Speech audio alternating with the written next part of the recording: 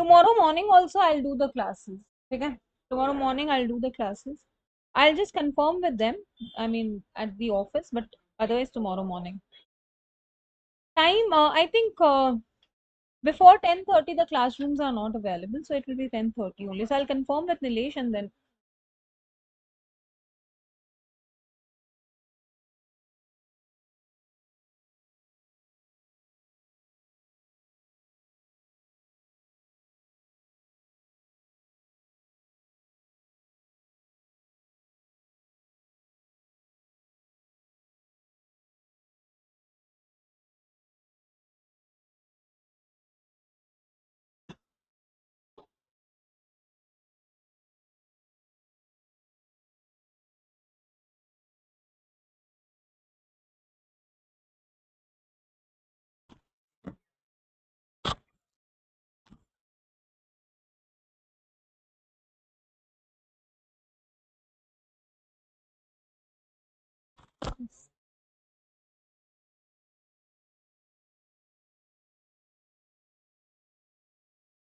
What time your economics class got over? 5:30.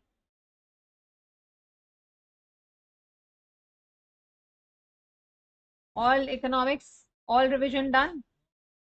Huh? Sir left earlier.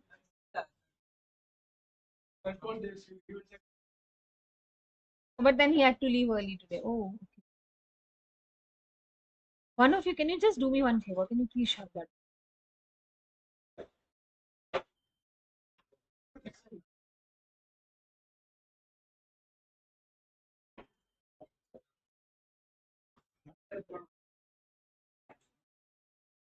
So this is not connected, and unless this is connected, how will I actually the revision PDF? I'll just put it now in my group page. Just a second.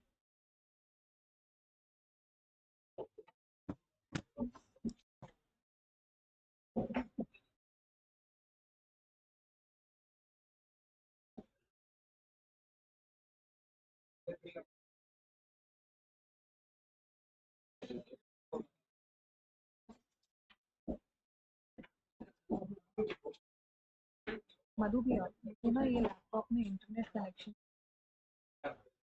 Hello मधु भैया hello hello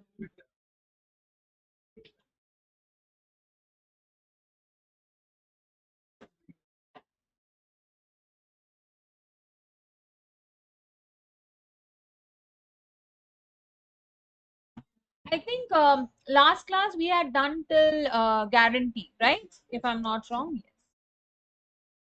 No, guarantee we have done. Who said indemnity? Where are you lost? Huh?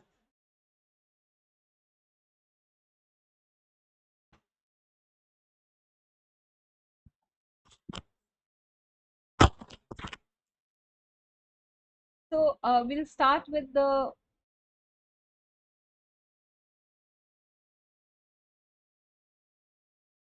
We'll start with the next one, that is contract of bailment. Let me just switch on the online stream also. Good evening, all of you. Good evening again. Uh, wait, I'll just share the link also. Give me 1 second.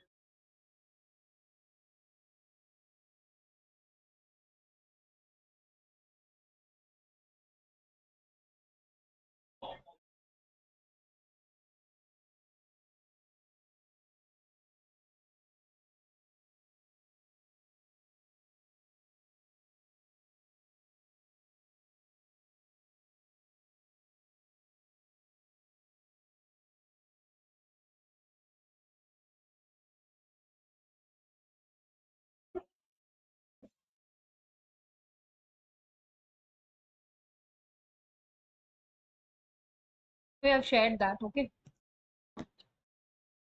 So,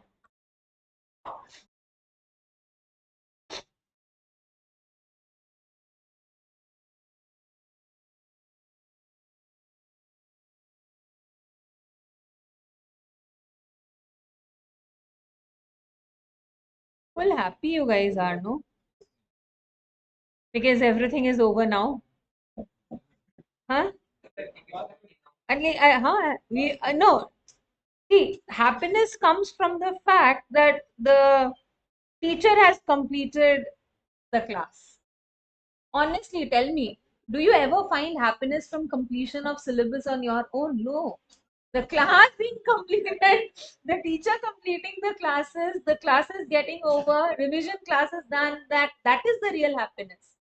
Syllabus completion never gives you that happiness, correct or not? है ना?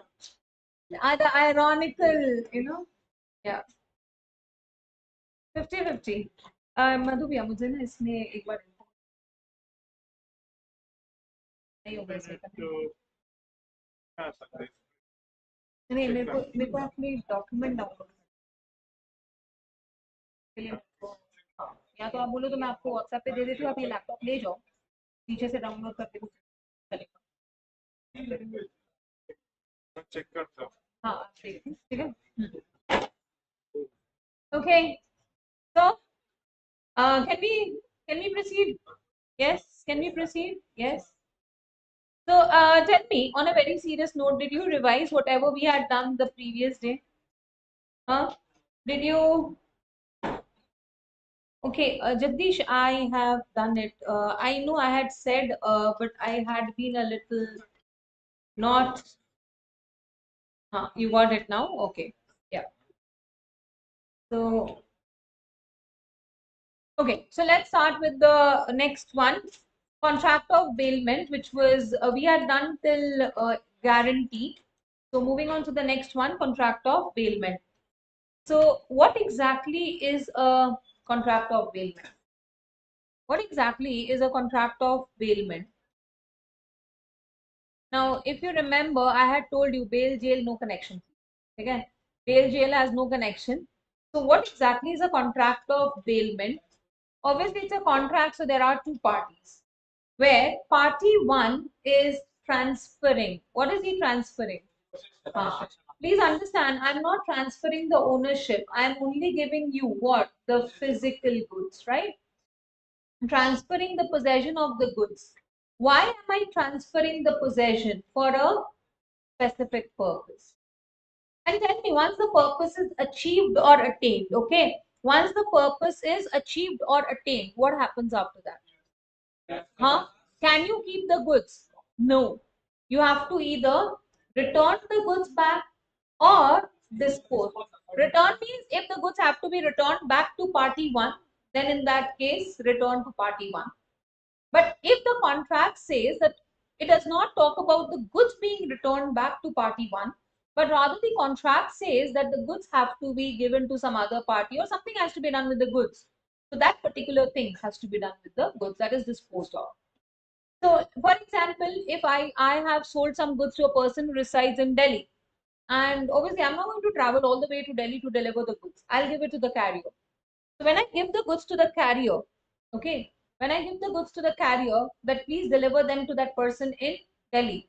This is what? Contract of bail. Once the goods reach Delhi, he will do what? He will dispose of the goods. He will do what? He will dispose of the goods. On the other hand, you give the tailor a fabric. You want to wear that shirt for the first exam of your CA foundations. CA foundation first exam. सबके अपने अपने शौक होते हैं, ठीक है ना? It's okay, ठीक है? So you got this fabric and you want a shirt stitched out of this fabric because you want to wear it for your first CA foundation exam. You give it to the tailor to stitch it into a shirt for you. He stitches the shirt. Now, what will he do after the shirt is stitched? He will give it back to you. So the goods have to be returned back. Now, the person who gives the goods is known as what? The bailor. Whereas the person to whom the goods are given is known as what? He's known as the bailee of the goods. I already told you, whoever has double E is always on the what? Receiving end. Correct or not? Always on the receiving end. I guess half of the students have not even got a notification that there is a class today. Because no, group में तो send कर दिया था, but I guess not many of you would not, because I think today afternoon only it was decided. Anyway, so anyway, moving back. So tell me, can I say this? Now, what are the two types of bailment that we have? What are the two different types of bailment that we have? Gratuitous or non-gratuitous. Gratuitous means it is not for money. Correct or not? It is not for money. It is what? Out of gratitude. So when I say it is not for money, that means one person is not receiving any consideration. That means one party is not getting anything in return. So that means, can I say only one party is benefited? Correct or not? Yes, only one party is benefited. So it is either for the benefit of the bailor, or it is what? For the benefit of the bailee. It is for the benefit of the bailor, or it is for the benefit of the bailee. It's never for the benefit of both the parties. So you lend your friend's notebook to copy the notes. It is for the bailee's benefit or bailor's benefit? Bailee's benefit. Whereas you have a puppy and you are going out for vacation, so obviously you cannot keep your puppy with you. So you ask your friend to take care of the puppy. So this is for whose benefit? Bailor or bailee? Bailor's benefit. It is for the bailor's benefit. When I say non-gratuitous bailment, it is what? It is obviously for money. For money means what? Both the parties are getting some consideration. And when both the parties are getting some consideration, that means what? When both the parties are getting some consideration, that means what? That means it is for the benefit of both the parties. So the tailor example, you are getting the shirt and he's getting the money for stitching the shirt. Now, when we talk about bailment, obviously, can I say both bailor and bailee will have certain duties, correct or not? Yes. So, what are the duties of the bailor? What are the duties of the bailor? To disclose the faults in the goods. If there are any defects in the goods, it is the duty of the bailor to inform us about that. Now, see, faults, when I say no, faults can be known faults or it can be what? Unknown faults. Correct or not? If the bailment is a gratuitous bailment, your puppy, is a little vicious. Generally, what happens, no, when you start rubbing this portion of the puppy, that is the first step to tame them. Correct? But your puppy, like you, out of this world, locha case, okay? Locha case. The moment someone touches this portion, no, he will jump and bite that person on his face. Right? You know about this, but when you give the puppy to your friend, you fail to inform. It's a known fault or an unknown fault? It's a known fault. If you remember, I talked about you lending your bike to your friend because he got a date with the girl you both were having a crush on. Correct or not? Yes. You are like, oh my God, very nice. But he comes to you, you have a bike, he does not have a bike, but he got the date. Right? So he comes to you and says, bro, I don't have a bike, but she agreed to go out with me. Will you give me your bike? I'm like, no problem, bro. Give me 2 minutes. You go, something you do. Okay. Something you do with the engine. Something you do with the engine. You give him. Jao, bro, enjoy, man. At least one of us is getting the girl. I'm very happy for you. Bro is on a ride, goes off far away from the city, broke down. Bike broke down. And obviously, girl had to come back at a curfew time was there. She couldn't reach back home because the bike broke down. Date ke pehle hi breakup, right? Even before the story started, there is a breakup. Are you responsible for this fault? Yes or no? Yes. But you are not. Yes, what I mean, sure. But you are not like that. Obviously, you are not like that. It is okay for bro if something good is happening. No, it is happening good for me. You're like that kind of a person. You're like you are. He comes to you, says, "Please give me a bike." You happily, I'm so happy for you. You immediately give him the keys, but you did not know there was a fault in your engine. Bike breaks down. This is a known fault or an unknown fault? And are you liable? No. So in a gratuitous bailment, I'm only liable for which fault? Known fault. But if it is a non-gratuitous bailment, bro, I'm paying you money. Bro, I am paying you money. Correct or not? Known or unknown, you are liable for which fault? All the faults.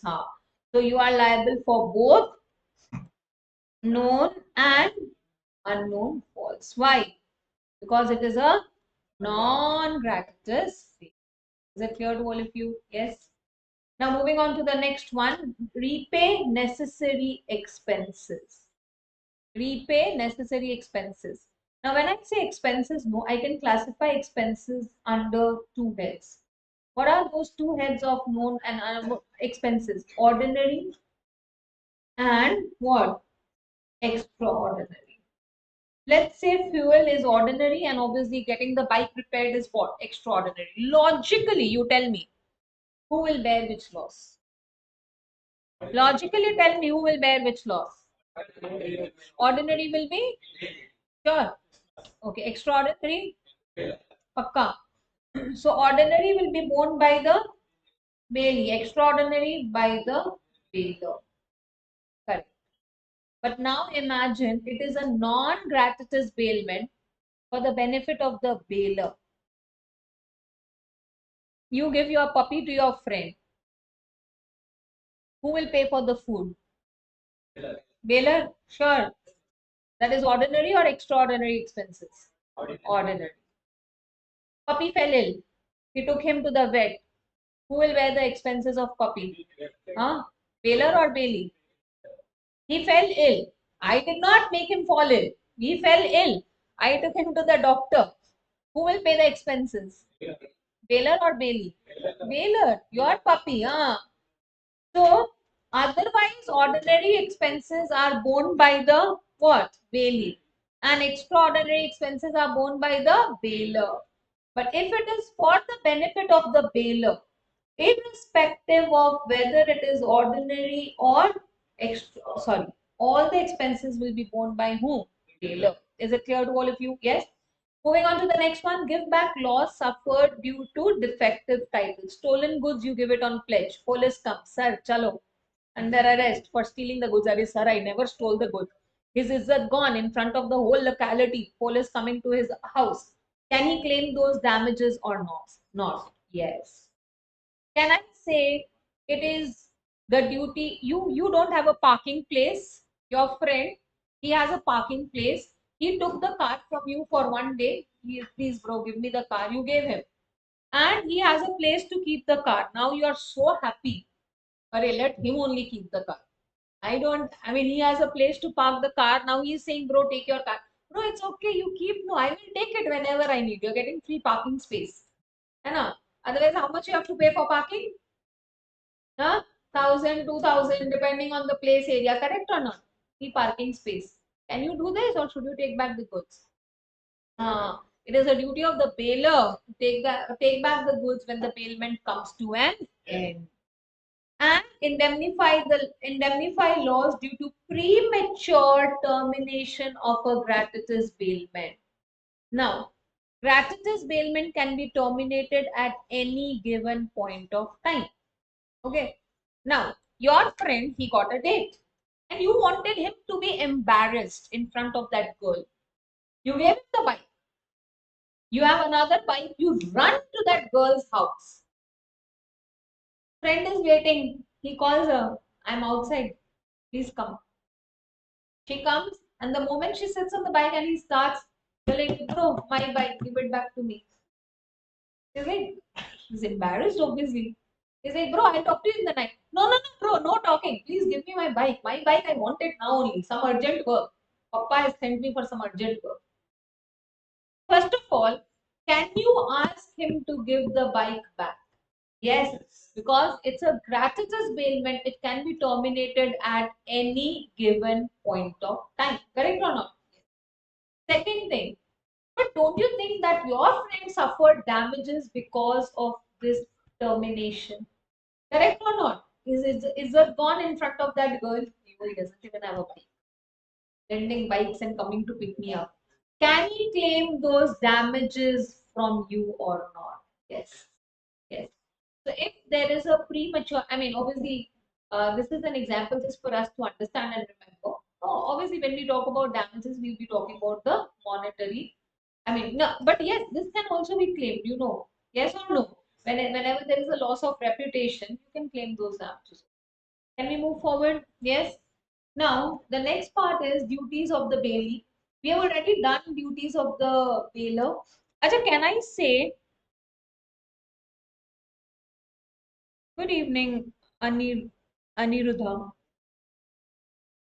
So, Acha, tell me one thing. Can I say, I want everyone's attention here, okay? Please tell me, can I say that duties of the bailor, okay?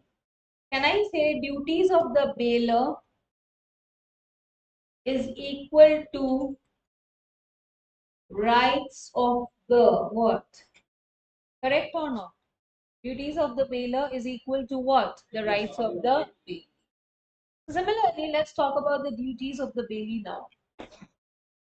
First is what? To take reasonable care of the goods. What do you mean by take reasonable care of the goods? Huh?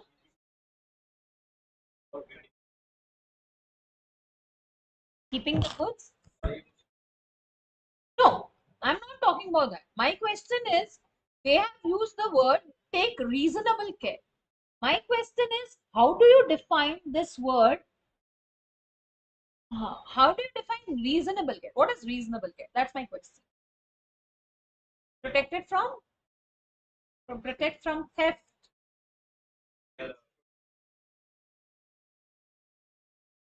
Due to negligence. Okay. As in negligence, as in huh?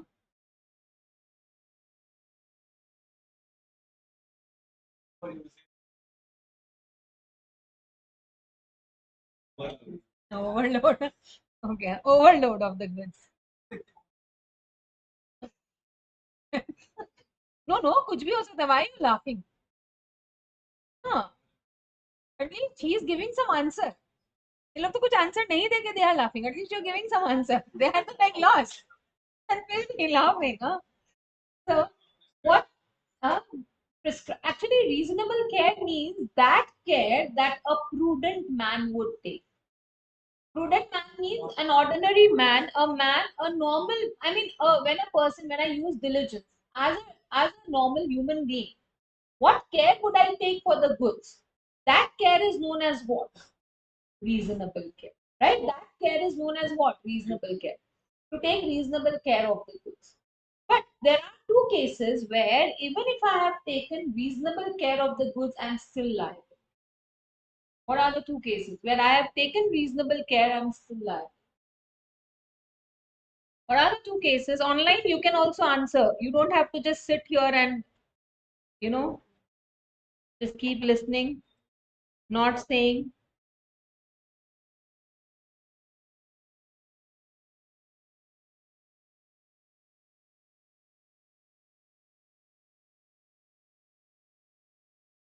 What are the two cases where even if I have taken reasonable care of the goods, I am still responsible? Hmm?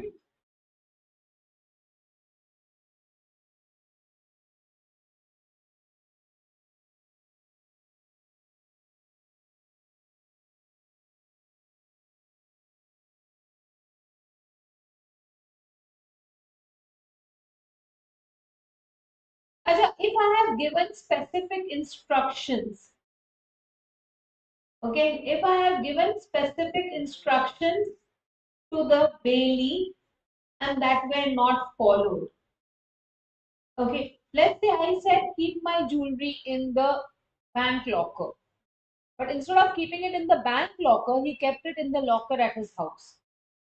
He took reasonable care, yes or no? The jewelry was stolen. Who will be liable? Why? Because he did not follow my specific instructions. So who is responsible? Bailey will be responsible. And the second is where he fails to return the goods back. If you remember that umbrella example, your friend had an umbrella, it started raining, he gave you his umbrella, he's like, please take my umbrella, no problem. You are using it and then you fail to return it. After 1 week, you go to return the umbrella.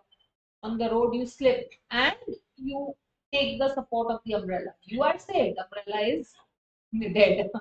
Tell me, are you responsible for the loss caused to the umbrella? Yes. Why? Because you failed to return it within the time specified. Okay, in these two cases, even if you have taken reasonable care of the goods, you are still liable.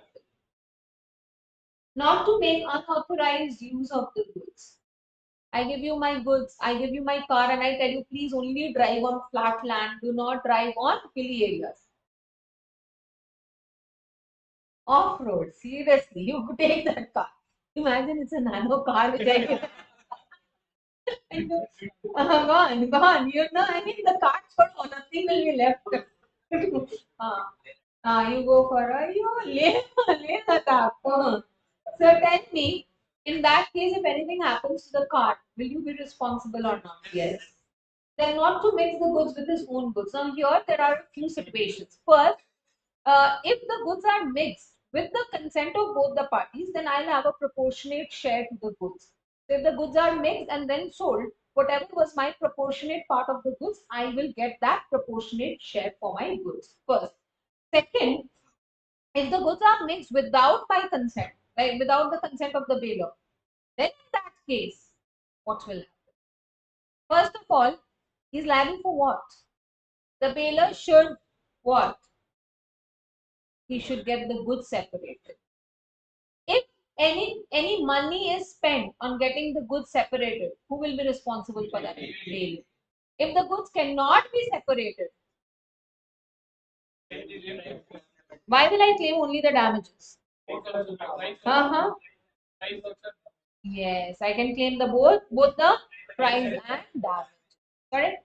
Then the next one, not to set up adverse title over the goods. You give me the goods on bailment. I go and pledge the goods. Can I do that? No. Yes, I don't have an authority to pledge the goods. I don't have an authority to pledge the goods, so I cannot do that. Return any accretion to the goods, any increase. You have a cow, it gives birth to a calf. So the calf belongs to the bailee or to the bailor only? Bailor. You give your shares to someone and the company issues bonus shares on those shares.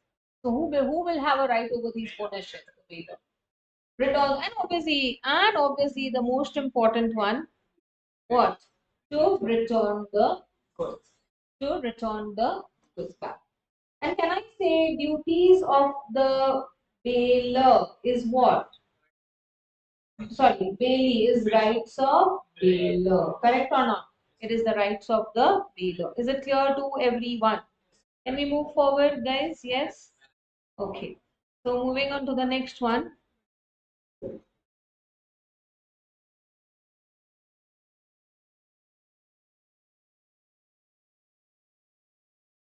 Now, rights of the bailor, rights of the bailee. And you already have done this. Yes, exactly. We have done this. But apart from these are additional rights. So when I say rights of the bailor, can I say duties of what? Bailee plus these rights. Correct? Enforcement laws for unauthorized use of goods. This we have already done. Main, this is what I want to discuss. Compensation from wrongdoer. Let's say A gave his goods to, let's say A is the owner of the goods. T, a third party, due to the fault of T, A's goods are damaged or destroyed or whatever. Can A claim damages from T? I'm just talking about general case. No, how? Why from B? No, I'm talking about A is the owner of the goods. I'm not talking about the goods have been given on bailment or anything as of now. As of now, I'm just saying that what? A has, so A is the owner of the goods and due to T's fault, the goods are damaged. So please, I want online students also to answer this. Will A have the rights to claim the damages from T? Yes or no? Yes, absolutely. A pledged his goods to B. Okay, he pledged the goods to B. Now, if due to B's fault the goods are destroyed, obviously B is liable. Due to T's fault the goods are destroyed. Who will be liable? T will be liable. T's fault the goods are destroyed.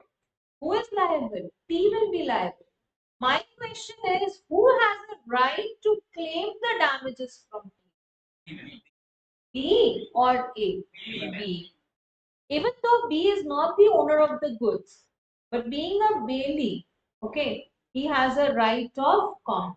So this would actually come under what? This will actually also come under this part, and this is rights of bailee. Okay? Now, tell me if the goods are owned by more than, and here can I say rights of bailee may duties of bailor plus, yeah, rights of the bailey, right? Plus these are the rights, extra rights. Actually, tell me if the goods belong to two or more persons. Okay, goods belong to two or more persons, and I have delivered the goods back to one. So tell me, in that case, can I say my obligation to deliver the goods is over? Yes or no? Yes. So he has a right to deliver the goods to any one of the joint. Here, what I only want to discuss is what? Right of lien. What is the right of lien? Hmm. To hold the goods unless he gets the what? Unless he gets the charges. Basically, the word lien means what? The word lien means what? A right to hold back the goods.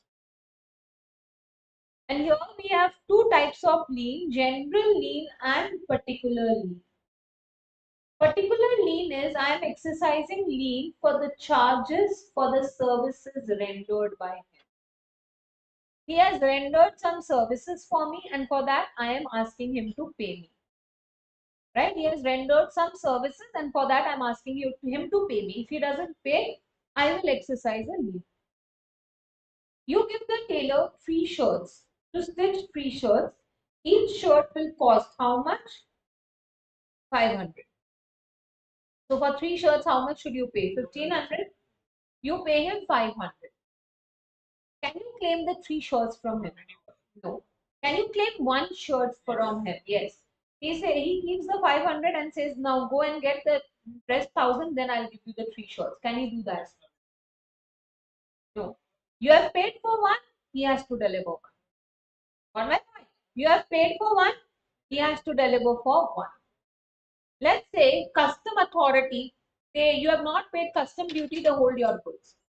You pay custom for half of the goods. Like वैसे government का case में it's a different thing altogether. Okay. Can you actually ask them to release the half of the goods? Yes or no? But as I told you, government के case में it's a totally different case. Yes. Now let's say you have 3 cars. You have given the 3 cars for service. The 3 cars ka service rates are different. You have paid the price of one, the lowest price of the service you have paid. Will you get that car or not? Yes. You pay that lowest service and you want to get the best car. Can you do that? No. But can they say, I will not pay you for anything unless you give me the cards back, unless you pay me the whole price? No. If you have paid for one, so see what is given here, they can exercise lien for the charges of the services rendered. Are you getting my point? I cannot exercise a lien over the whole goods. I can exercise a lien for what? For the charges of the service that I have rendered. Clear? Whereas general lien is on the what? General account, general balance of account. This cannot be exercised by everyone, only professionals like banks, CAs, they can do it. But bank, how can they do it? For example, let's say you have an FD of 10,000 and you have an FD of 1 lakh. You took a loan of 5,000 against the security of this what? 10,000. You go to liquidate this FD. They say pay the money, then we will allow you. You say, see, 10,000 is already there with you. The loan is 5,000. So you are protected. No. Pay us the loan only, then you can liquidate this. Can they do so? Can they do so? Yes. This is general over the general balance of. Is it clear to everyone? Yes, it is over the general balance of account. I hope it is clear to all of you. Yes, online.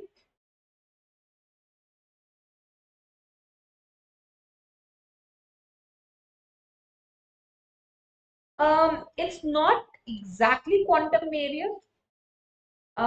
Yes, but to some extent, in some cases, we can talk about quantum variant. Quantum variant is talking about part of the work to be done, and then should we pay for that part or not?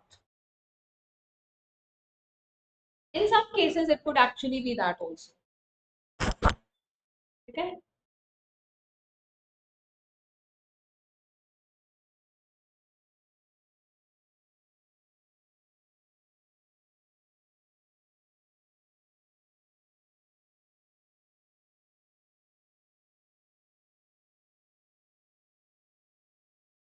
Okay, can we move forward now? Yes, can we move forward? Yes. Did you practice writing answers after that day? Yes, no. Ah, did we do it in details there? No, we didn't. Tell me what are the rights of the what are the duties of the finder of the goods? First of all, can I say there is a quasi contract between the owner and the finder? Correct or not? Yes. Finder must praise the owner and return the goods back to him. Right? Now tell me what are the duties and what are the rights of the finder? Let's talk about obligations first. What are the obligations? He has to return the goods. Okay. Huh? Not a problem. Not misuse the goods. Okay. Then not to mix the goods with his own goods. So he should not make any unauthorized use of the goods. He should praise the owner, return the goods back to him, take care of the goods, and what? Take reasonable, huh? When the goods are perishable. That's right, right? Now let's talk about the rights. What are the rights of the finder of the goods? What are the rights? Can he, Acha, tell me? He had spent some money trying to trace the owner. Can he, if he doesn't get those expenses, can he keep the goods with himself? Yes, he can exercise lien over the goods. Tell me, let's say your phone was lost, you never gave any reward. The person who found your phone calls you and say, I mean, you call and he picks up the call and is like, yes, the phone is with me. You are like, where can I find you? He gives you the address, please come here and take your phone. Now he shows, is this your phone? Yes, this is my phone. Give me 10,000, I'll give you your phone. Like, huh? No, no, give me 10,000, I'll give you the phone. Are you liable to pay him that 10,000? Oh, but you have announced a reward of 10,000 to any person who finds your phone. Now are you liable to pay or not? Yes. And then if you don't pay, can he sue you for the reward? Yes. Right. So can you also resell the goods? Find out. Yes. First, if the goods are what? Perishable. Or the second case, the owner is not found. Or owner is found, but he yeah, refuses to pay the law. What is lawful charges, by the way? Huh? No. What is lawful charges? Yes, Jagdish, he can. What is lawful charges? Yes. To keep the goods safe, to trace the owner, whatever money he has spent. And the lawful charges are what? Two-thirds or more of the value of the. Is that clear to all of you? So now tell me, when does termination of bailment happen? After the completion of the purpose. Okay, purpose is over, period is over, then parties are over, the goods pledged are over. Correct or not? Right?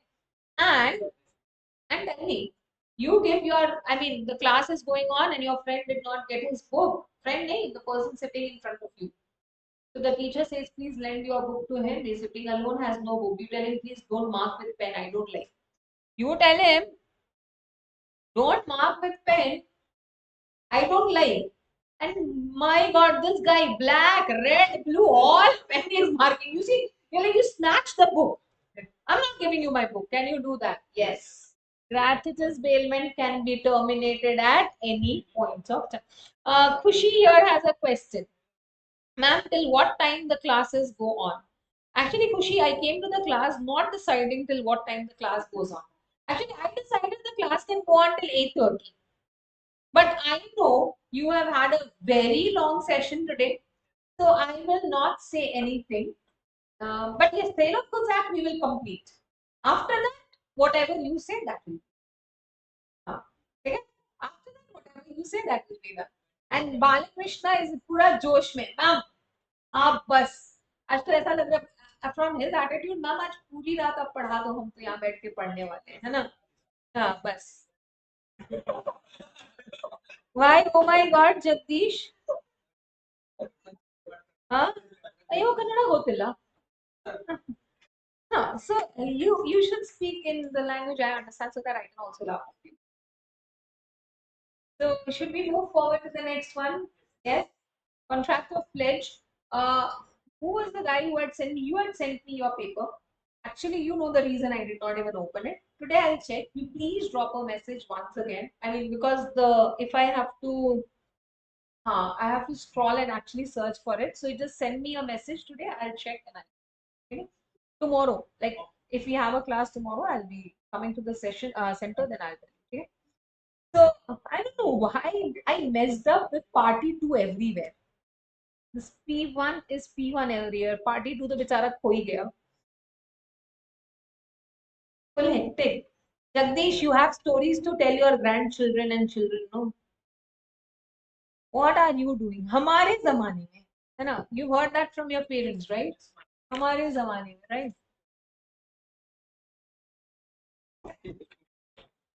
So giving you stories to tell your kids.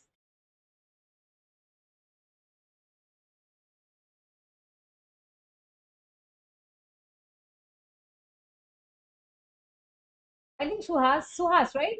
Has a lot of हमारे ज़माने में stories. हाँ? अच्छा, oh my God. That was the first time ever that you were exposed to your parents for so long, है ना? And that's Suhas. No, you have so many things. You have to talk about Corona, COVID. You have reasons to first thing, no? Once your child understands the first thing, you say, "What struggle are you facing?" I faced the struggle of staying at home for 2 months, 3 months, 3 months. Actually, 2 months के बाद में we were quite scared of stepping out of the house, right? Yeah. So what you have like? What are you doing? Nothing. I mean, we used to attend lectures, college online, P1, P2, right? We used to attend online where I used to just wake up to give my attendance and sleep for the rest of the time. So, uh, everyone did that. But no, there were those students who would be like, awake. Yeah, sincere students. It's a different story that you belong to the other, other side. So, contracts were pledged.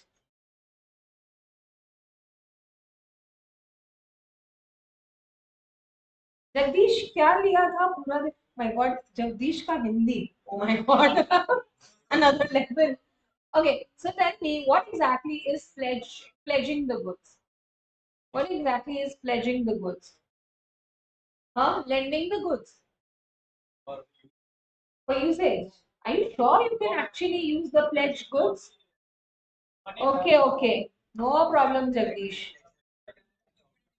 huh no but can you actually use this is a question that I'm asking you can you actually use the pledged goods no, you cannot.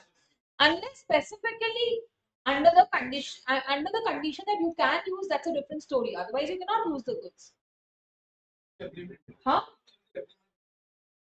You no, you cannot use the goods. I mean, bailment में the goods are given to you for use, but in pledge the goods are not given to you for use. You cannot use them. Sorry. Terminate होने के बाद आप कैसे use करोगे? Terminate अगर हाँ then it's a different thing. Then you can even sell the goods to yourself. That's it. तो वो हो गया breach. if there is a breach. Okay, so contract of pledge. Pledge, actually, can I say pledge is also bailment of goods? Yes, it's a type of bailment. So institute really used to ask a lot of times this question, difference between bailment and pledge. And the second question was difference between indemnity and guarantee. They used to ask this question a lot of times when this was there in Inter. So one party is giving his goods to the other party. So whenever I'm giving the possession of my goods, obviously it's a bailment. So it is a bailment of the goods where the goods are given as a what? Security. Best example, pawnbroker shops. You've heard, seen them? Huh? You give गिरवी रखने जा रहा हूँ है हाँ गिरवी रखना. Please take my gold chain and give me money against that. That is what pledge. So you are why are you giving the goods as a security? See, when you give humans as a security, it is what guarantee. When you give goods as a security, it is what? I repeat again, when you give humans as a security, it is what? It is guarantee. When you give goods as a security, it is what? Pledge.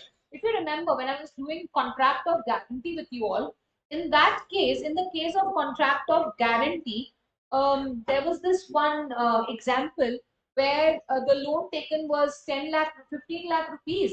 S gave a guarantee plus he gave a jewelry of 12 lakh. So S giving a guarantee is obviously guarantee, but he giving the jewelry of 12 lakh is what? Pledge. Why do I give my goods? Why do I give my goods as a security? For the payment of a loan or for the performance of the contract? So that means, can I say the what all mistakes are made? Please, whoever is referring to the book charts, I will try to rectify these mistakes and I'll re-upload it. But still, so the pawner, can I call him also? Can I also call him the bailor of the goods? Yes or no? Yes. And this pawnee, can I also call him the bailee of the goods? Yes. Actually, tell me, when I say duties, can I say duties may all the duties of the bailor is also the duties of the pawner? Yes or no? Yes. So the duties of the pawner is the same as the duties of the bailor. If you see this, I want you to read it. If any point you want me to explain, I'll do, but I want you to read it.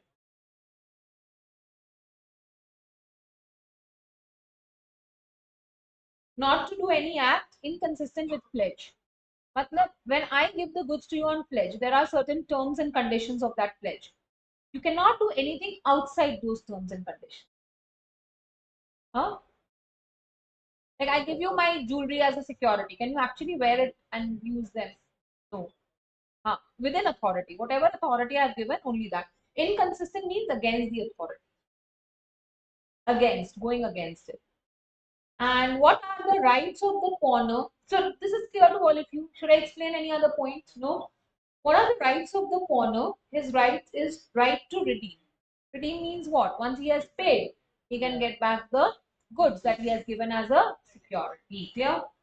Then let's talk about the duties of the pawnee. Can I say? Huh? Connect? नहीं मैंने नहीं किया. अच्छा अच्छा. Just give me 1 minute, guys.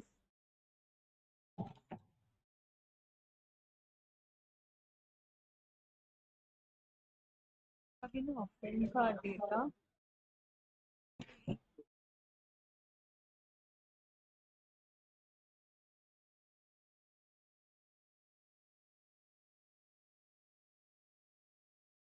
यहाँ पे wifi connect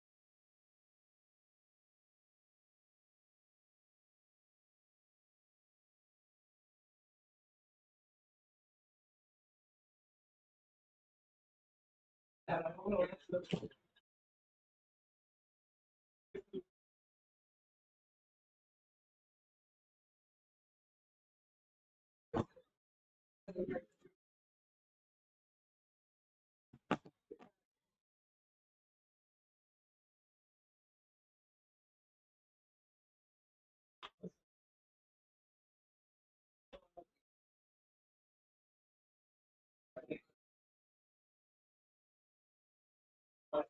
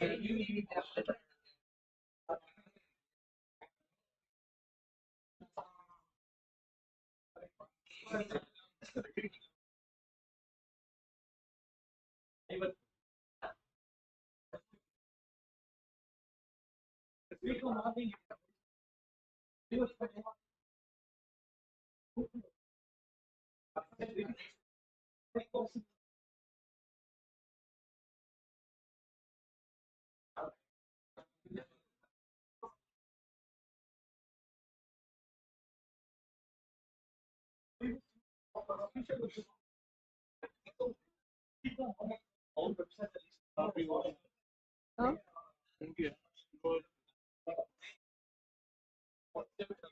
ठीक है, मैं एक बार ना इसको डाउनलोड करके देखती हूँ, अगर होता है तब तो। नहीं होगा तो आप इसको नीचे ऑफिस में मैं आपको भेज दूंगी।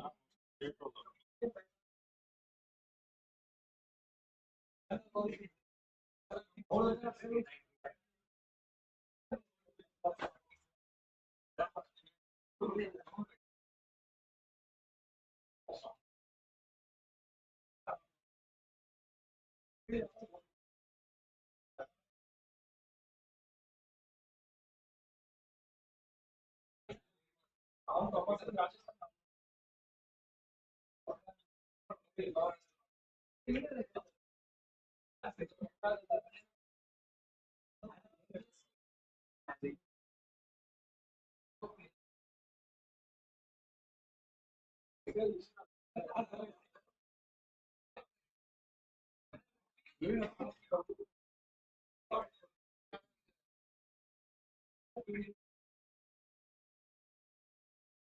गया, बराबर, हो गया।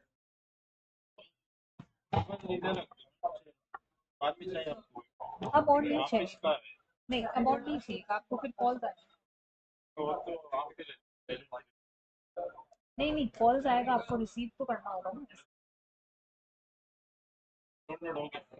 हाँ हाँ हाँ।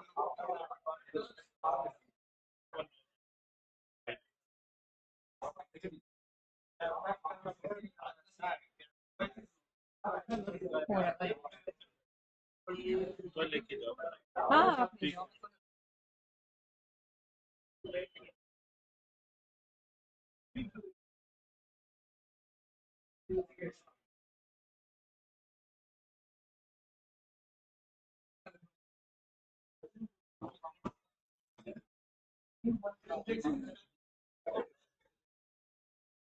ओके, हो गया, enough. We are back. Yes, we are back.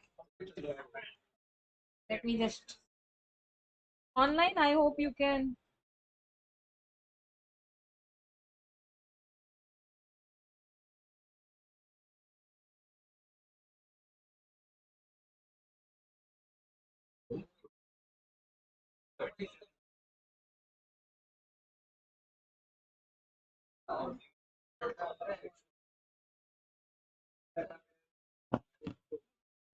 So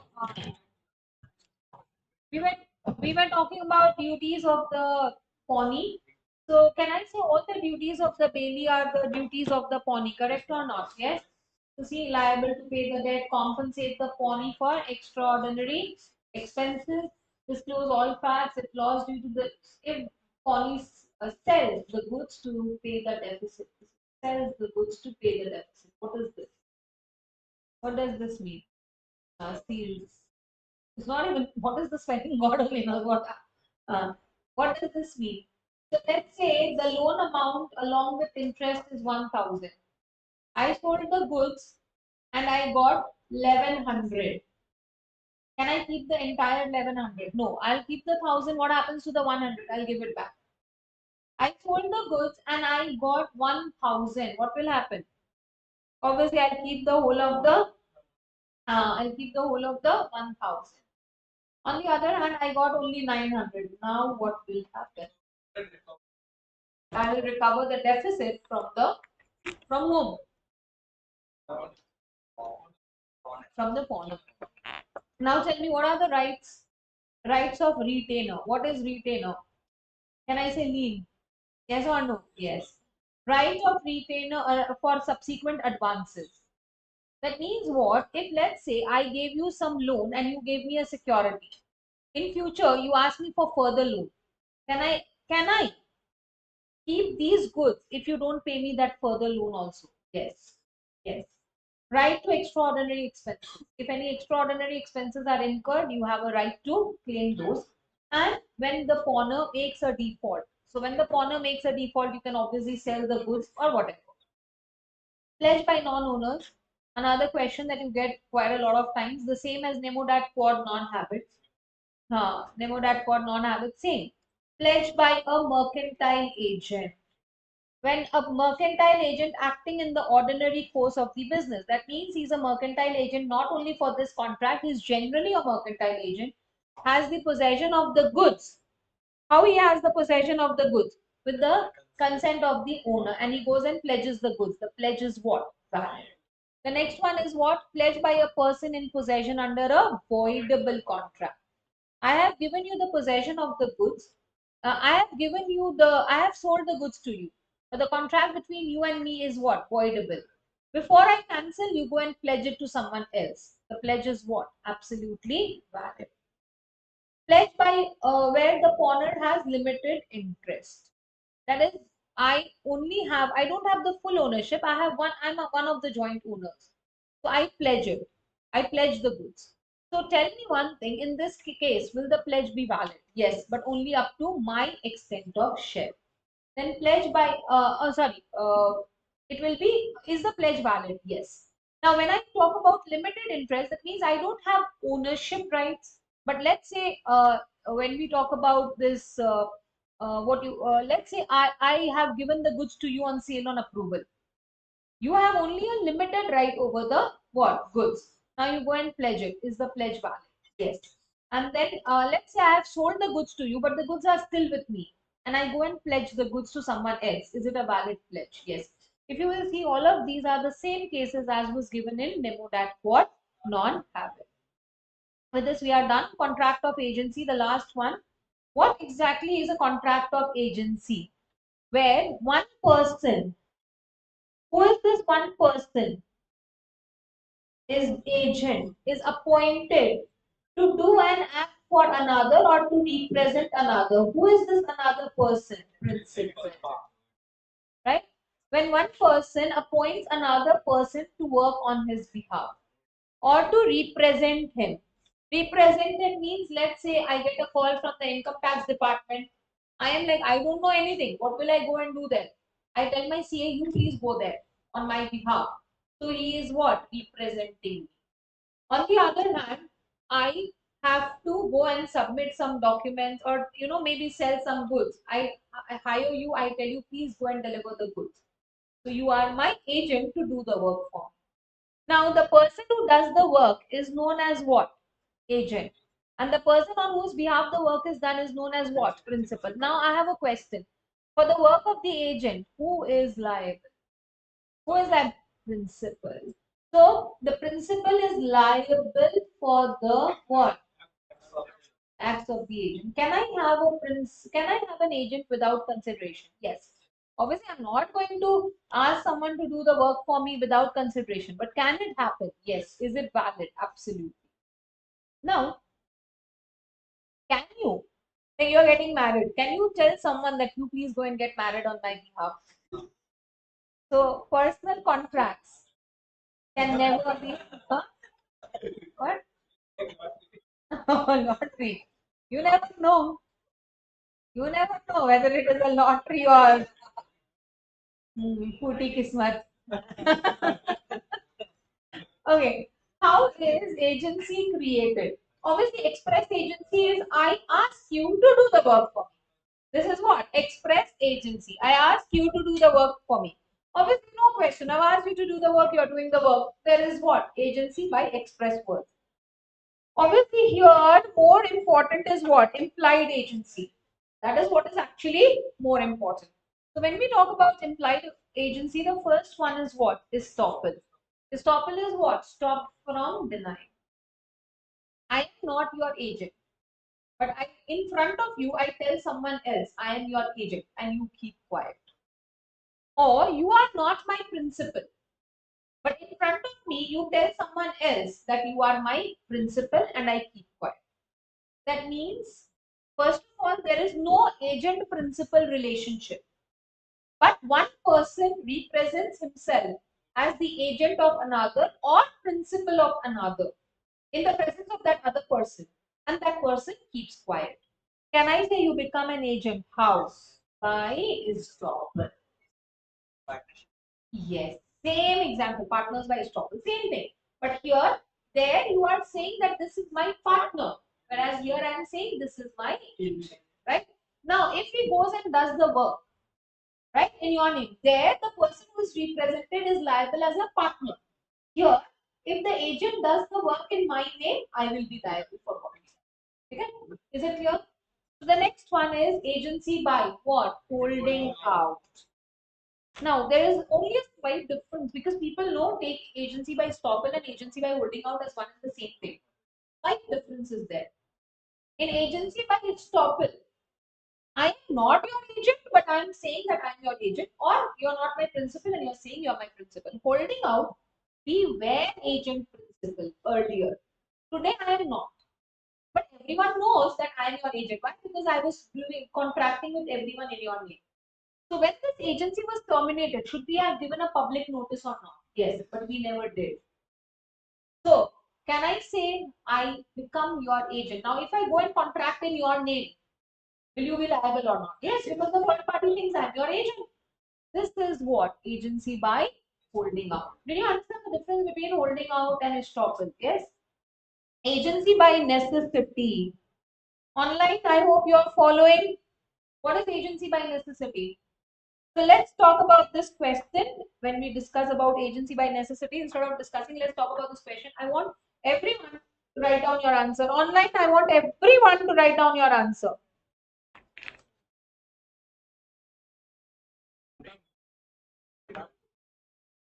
लिख लो.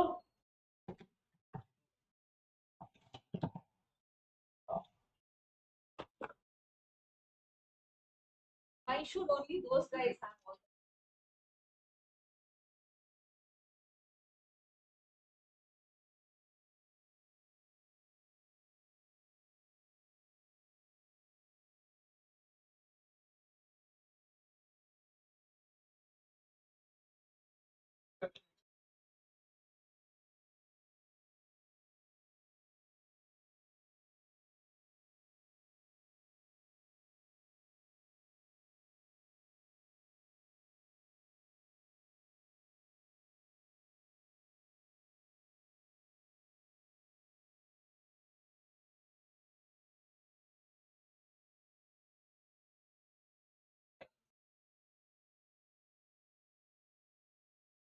What happened? Internet not working?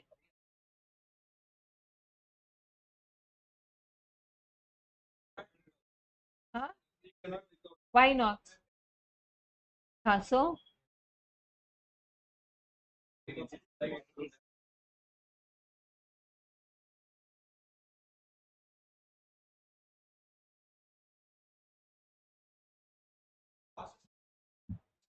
sorry.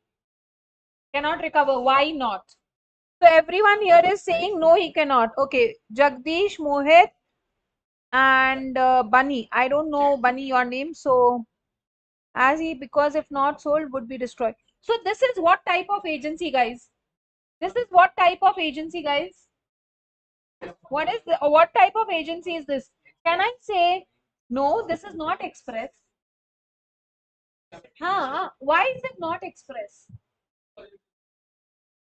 Because he never asked Ashwin that can I sell your goods or not. If he would have asked Ashwin, can I sell your goods? Otherwise they would perish. And Ashwin would have said, okay, please go and sell my goods. Then it was express, no? Did he ask Ashwin? No. This is what? Agency in agency by necessity. But there are a few points. The agent must not be in a position to communicate. I told you, otherwise it would be what? Express, right? Can we say there must be a real necessity? Yes. I don't have fuel, so I sell your goods to pay for the fuel. You don't have a right to sell my goods. He should have acted as a man of ordinary prudence. Why? Why acted as a man of ordinary prudence? Huh?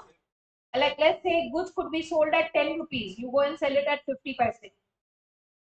Why did you sell it at 50? This is ordinary prudence. No. But 10 rupees goods. You sold it at 8 because you thought if I sell it at 10, no one will buy it. Then it's ordinary prudence. Yes. Is it clear to all of you? Yes. Online, I hope it's clear to everyone. Everyone gave the right answer. That's very nice.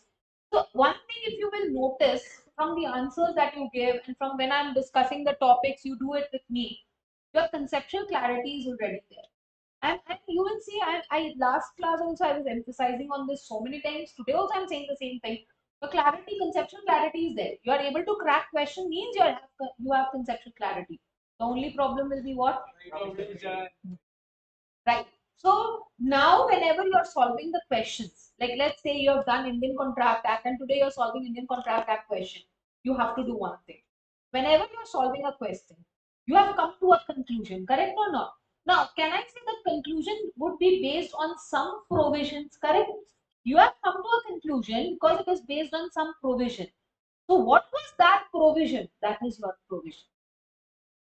Right? Let's say you have come to this conclusion that Ashwin cannot recover the damages. That means Rahul has acted as an agent.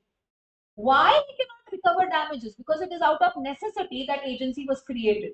So your provision paragraph, you will write about what? Agency by. Are you getting my point? So this is how you identify the provision. So now, whenever you solve a question, see, I cannot say that write every answer because it's humanly impossible. So even ma'am, can Ashwin claim? Okay, Pramod ka question. I want everyone to answer after this. Let me just complete, otherwise I'll forget. So now what I want you to do is now whenever you are solving a question, see we had a long gap after the classes got over. You have already studied. This is revision is just, like you are also revising. Revision classes never help if you have not studied. So now when you're going to solve a lot of questions. Writing is not possible for every question. What you write, good.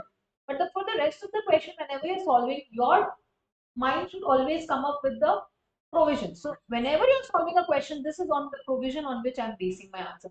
The answer is based on a particular provision that you should identify in every question. Okay, I want everyone to answer Pramod's question.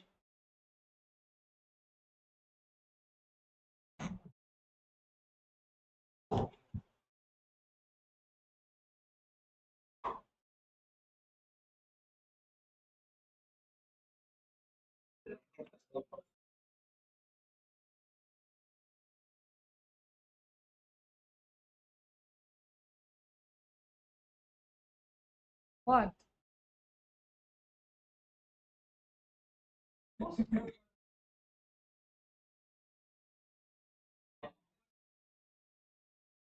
Can Ashwin claim whatever goods sold by Rahul? How can he claim the goods sold by Rahul?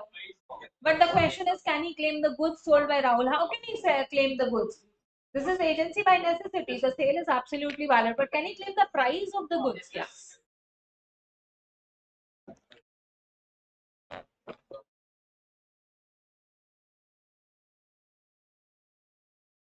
Can I move forward? Yes. Agency by operation of law. We already know operation of law. It will be what? In the case of partnership. Okay. Wife the agent of the principal? Correct or not? I mean, is wife the agent of the principal? Yes or no? Yeah. I mean, agent of the husband. Yes. I have told very simple concepts of life. Okay. So I remember that. Yes. So tell me, for everything or only for necessaries, right? Only for necessities. When I talk about necessaries, what is necessaries and what is not necessary? No, that was for minor. Here we don't have any such. Even jewelry can be a necessary. Huh. Yes. Yes. Depends on the status. You cannot say roti, kapda or makan is the necessaries. No. That was only for what? That was only for the minor's case. Here it is not like that. Here, when I talk about necessaries, it could be anything, right? So, Nita Ambani getting a 5 lakh ka phone is a necessary for her. 10 lakh ka phone is a necessary for her. But now tomorrow your wife will say, no, she has 10 lakh ka phone. Like my husband was like, look at her at this age, she's so pretty. I told you about it, no? So I told him, you give me the amount of money she spends on her skin, I'll also look very pretty at this age. And he was like, shick, shack, shock, right? So tell me, when we talk about necessaries, is there a definition? No, it depends on. So if they give you a question, she bought 10 saris, okay, on credit, is the husband liable? Don't say 5 is necessaries, 5 is not necessaries. Who are you to decide, right? Let the what do you say? It depends on the situation. So please don't do that. You just write whatever is necessaries, he's liable for that, but for the rest, he's not liable. Okay? Acha, if they are living separately, what then? Can she still use the credit of the husband? Huh? One day, husband comes home, wife is like, you have to make a choice. What choice? Either me or your mom. He's like, open the door, please. Please. The door is all open for you. Can she use is she the agent of the husband in that case? No. No. Acha, tell me, let's say when we talk about wife as an agent, they live separately and the husband is paying maintenance expenses to his wife. Is she the agent of the husband then? No. She's getting money, no? She gets money first 10 days. She will spend, splurge the money. She'll go to the clubs, kitty party, everything. After 15 days, no money to eat food also. Now she'll go to the shops, take the name of the husband and buy the food. Is he liable for that? Not liable. But tell me again, when we talk about, what do you say, business, wife living separately. Sorry, when we talk about wife as a agent, husband is very pissed off with the wife. Why? She will go and buy all unnecessary things in his name. And these people will come. He goes to the area in which he stays, to every shop in that area, and tells, if you give anything to my wife, I'm not responsible. But the shopkeeper still gives the wife. Is he responsible to pay? No. If he has specified that she cannot use his credit, is it clear to all of you? Yes? Can I move forward? And the last one, agency by ratification. There are two cases. There is the concept of pretended agent here first. Okay. And the second is agent acts outside his what? Authority. I give you a break. I tell you you're going down. No, can you please buy me a cup of, can you please buy me one water bottle? You're like, yes, ma'am, I'll get it. Along with that, you come and say, ma'am, I got coffee also for you. Right. I thought you must be tired now. You're so nice of you. Ma'am, you must be tired. So I got coffee also for you. Now, did I give you the authority to buy the coffee? I gave you authority to buy what? I'm like, who asked you to buy coffee? I don't drink coffee. Am I liable to pay you for that coffee? I'm like, that's so kind of you. It was so considerate. And you know, I love coffee. And I can never say no to my students. They are the love of my life, right? Yeah. So I'm like, thank you so much. And now, am I liable to pay for that coffee or not? Yes. If agent acts outside his authority, if the principal rejects, the principal is what? Not liable. If the principal accepts, the principal is clear, all of you? Yes. Moving on to pretended agent. You go down which floor? Office. And you tell them, ma'am has asked, get coffee for all the students. I never asked you. Ma'am has asked, get coffee for every student. Madhuvya brings that coffee. I'm like, who asked for this coffee? Ma'am, the student said that ma'am has asked for the coffee for everyone. Like, I never said. The student is only liable. Go. So first of all, did I give you the authority to act as an agent for me? No. You acted. And can I say I rejected your act? Yes. Am I liable to pay for that coffee? I'm like, thank you, Madhuvya. My students really need it. They have been slogging there, since morning. So they really need it. Thank you.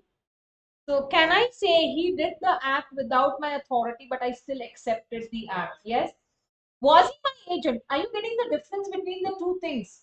In the first case, I actually asked you to do something and you did more. Whereas in the second case, I never asked you to do anything. You're not my agent. This is what? Pretended agent. And I'm the pretended principal. I think, thank you, Madhuvya. Please give it to everyone. Am I liable to pay for that coffee or not? Yes. This is what? Pretended. Is it clear to everyone? Yes. If the principal accepts, principal is liable. Otherwise, the principal is not. Did you understand? This portion is actually important when it comes to practical case. Is it clear to all of you? Yes. When is the agent personally liable? When the contract very clearly states that he will be liable. Achha, can I say in these two cases, if the principal does not accept the act, the agent is liable, correct or not? Agent is liable. Achha, I am acting as an agent for someone. Oh, okay. Who is your principal? I don't know. Who is your principal? That I will not tell now who is liable. Who, agent.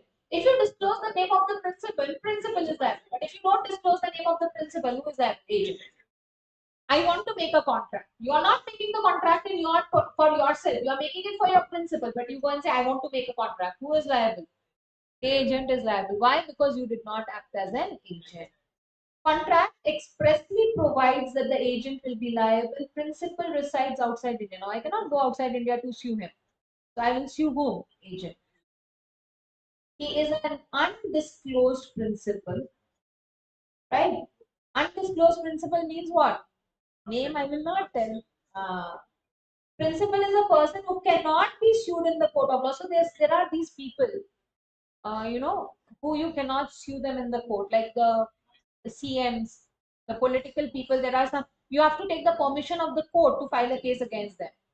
So there, if you want to sue, who will you sue? The agent or the principal? Agent. Agent signs the contract in his own name. That is, he does not say that he's acting as an agent. It acts for a principal who is not in existence. There is no principal only. So who will I sue? Obviously the agent. Agent acts outside his authority.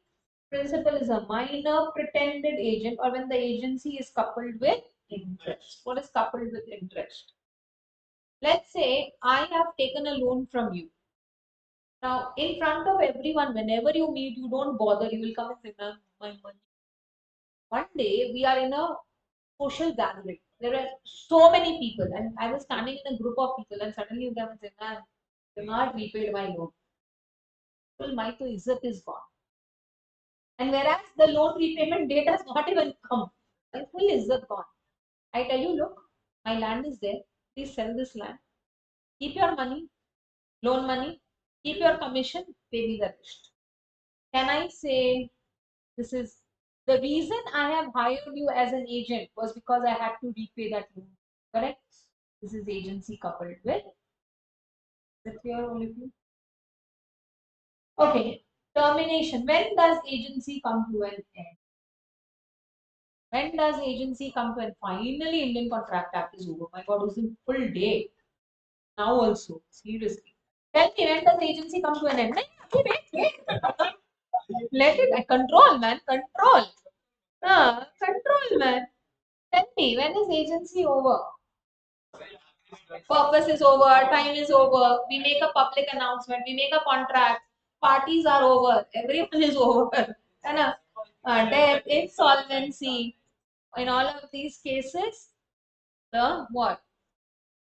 Agent, it becomes an alien enemy. In all of these cases, agency is terminated. And with this, we are done. Now, actually, Indian Contract Act deserves a standing ovation. It's a sad story, seriously.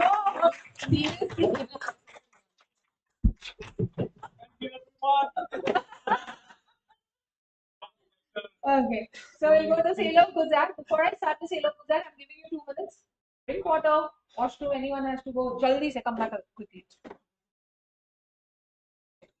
2 minutes. 1 minute, so you will waste deciding who should go and who should not go.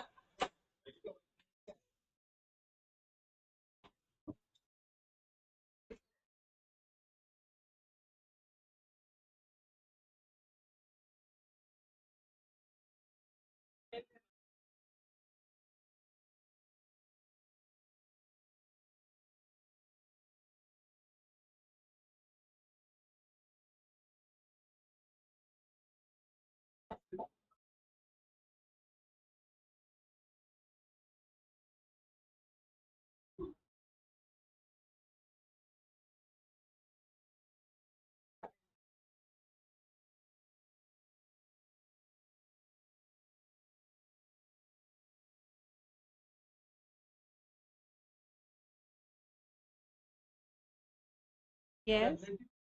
Uh-huh. Me. Let's say I belong to Rajasthan, but you are also from Rajasthan. All right. My dad's side is from Sujangarh. Your side is from. आप किधर से हो? Please that.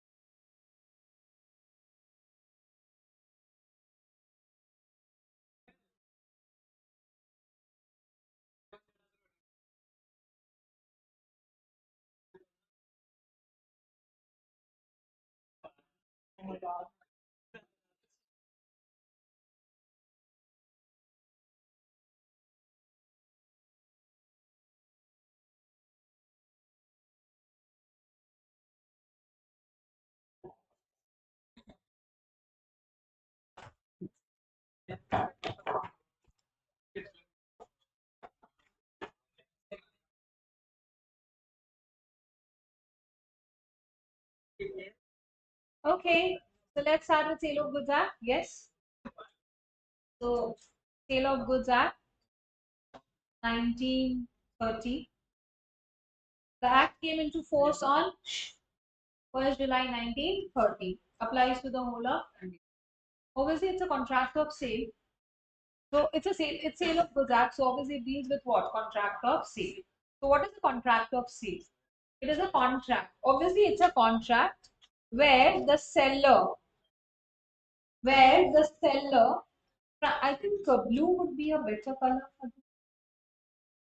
this. Whereby the seller, who is the seller? Who is the seller?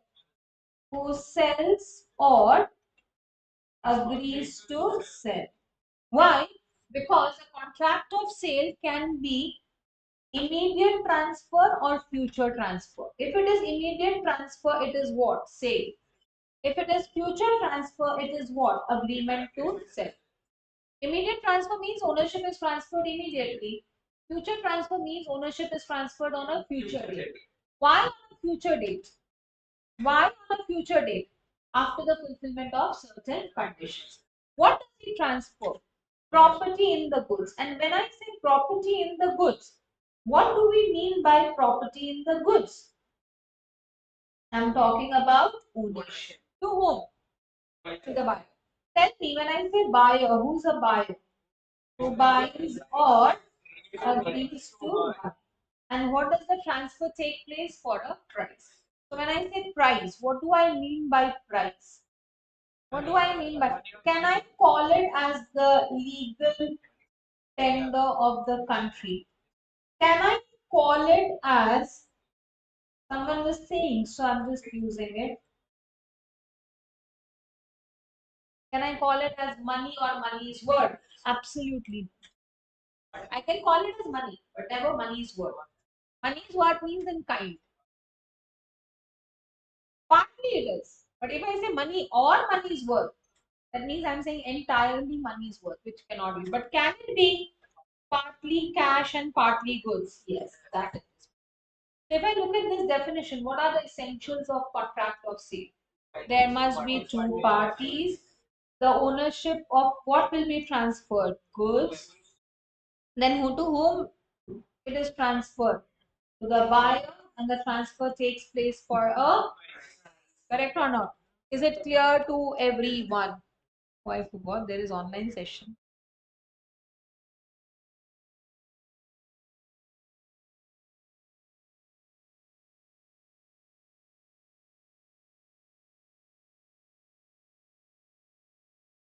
The next one. Now tell me when I say goods, goods means what? Goods means what? Anything which is movable.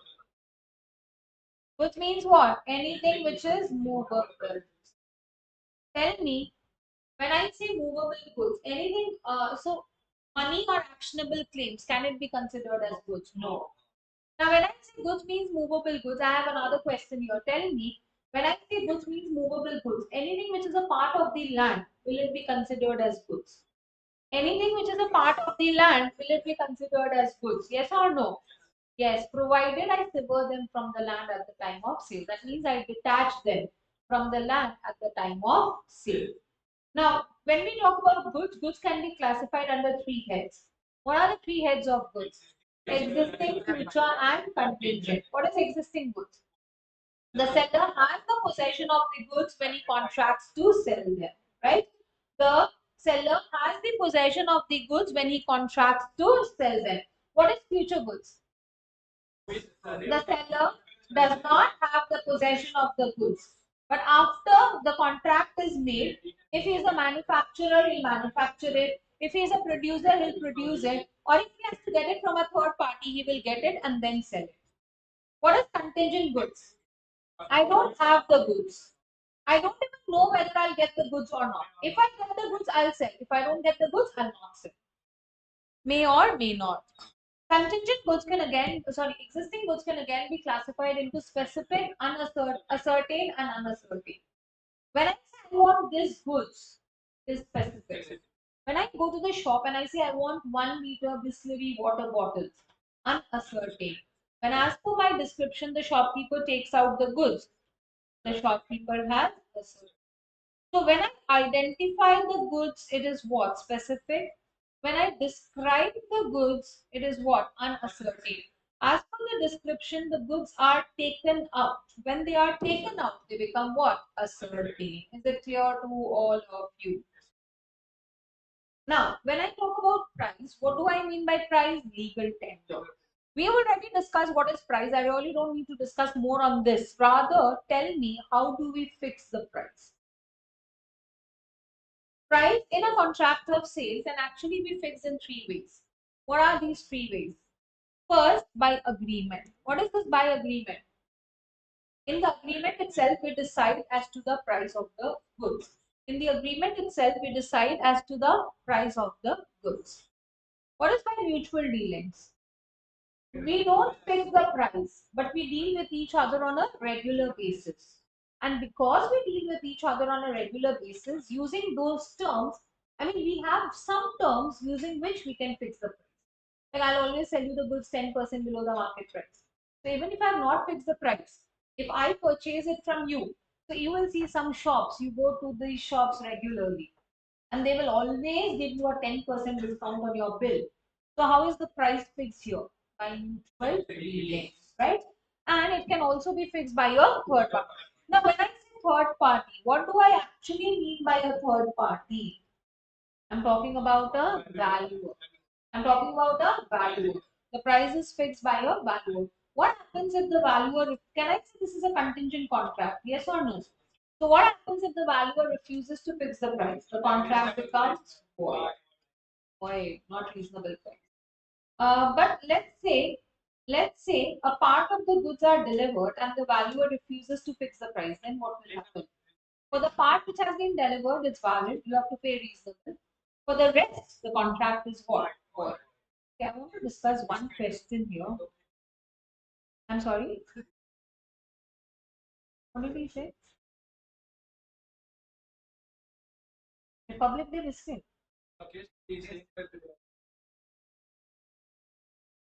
Or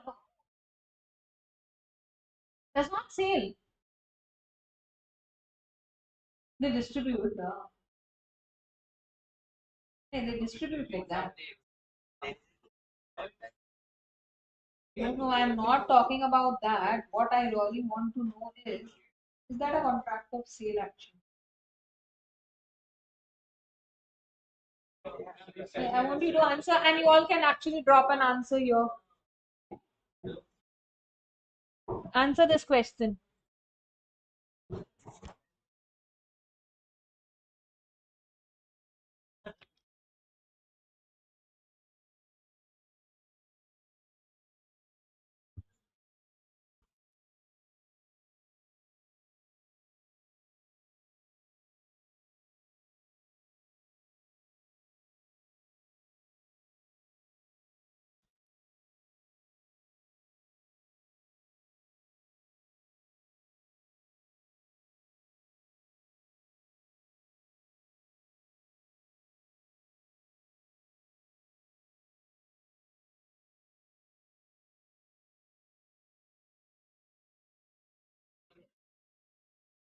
You have to first tell me contract is valid or void. If it is void, no problem. If it is valid, what should he pay? So what I want to tell you is that both missed to discuss, but the contract was already made. Both missed to discuss. The contract is absolutely valid. And what price should I pay? And on this, there is one more question that I want to this one. Online students, no one is answering. No one is answering.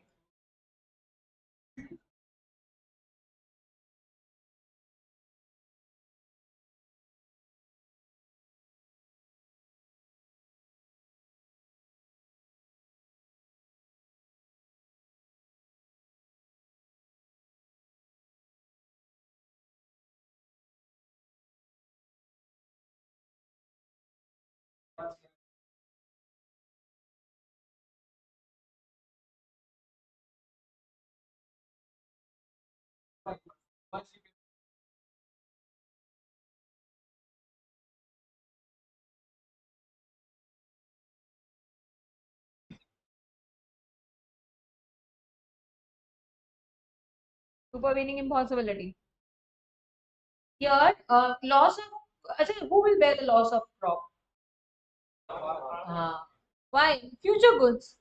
The sale never took place. The goods were never produced. Right? So can Anna Chips Company be held liable? No. Is it clear to everyone? Yes. Now delivery. What exactly is delivery of the goods? What exactly is delivery of the goods? Voluntary transfer of the possession of the goods. When we say please understand, law has defined it as voluntary transfer. That means you are transferring the goods by your own will, right? So it is not a forced transfer. It's not just transfer. It is a voluntary transfer. That means the seller is by choice transferring the possession of the goods. Delivery can be three: actual, symbolic, and constructive. Actual means I'm actually giving the goods to you. I'm actually giving you the goods. Let's say you have given the shirt to the tailor to stitch and you have given the advance money. He gives a receipt. You take that receipt and show that receipt. What type of delivery is it? Symbolic. What type of delivery? I'm so sorry. Huh. So you now, I'll just rephrase this example. Now, you have sold this shirt before wearing it also. You have sold it to someone else. And you tell him, please go take this receipt, go and collect the shirt from that tailor. What type of delivery is it? Symbolic. What type of delivery is it? Symbolic. Now, constructive means there is no physical movement of the goods. The goods are where they are. But just by mere acknowledgement, the delivery takes place. This is known as what? Constructive delivery. Is it clear to everyone? With this first unit is done. There are one or two topics which are not there, like the differences and all. So not going into the differences part, please. But if any doubt you have, obviously you can ask. I want you to answer this question.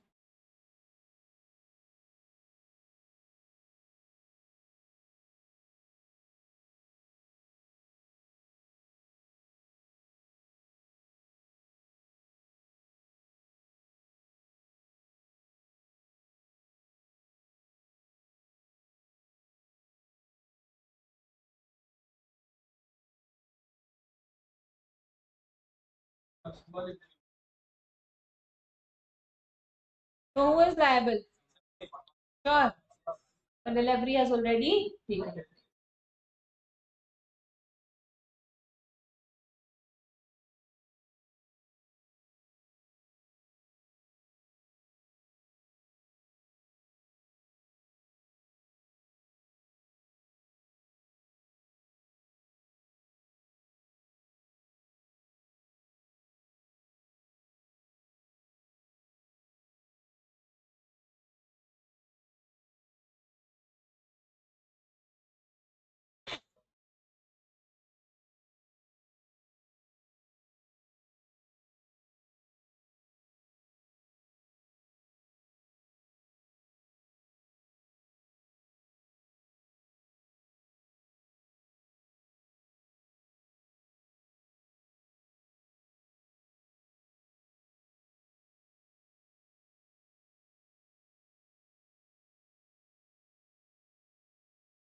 What type of delivery is it?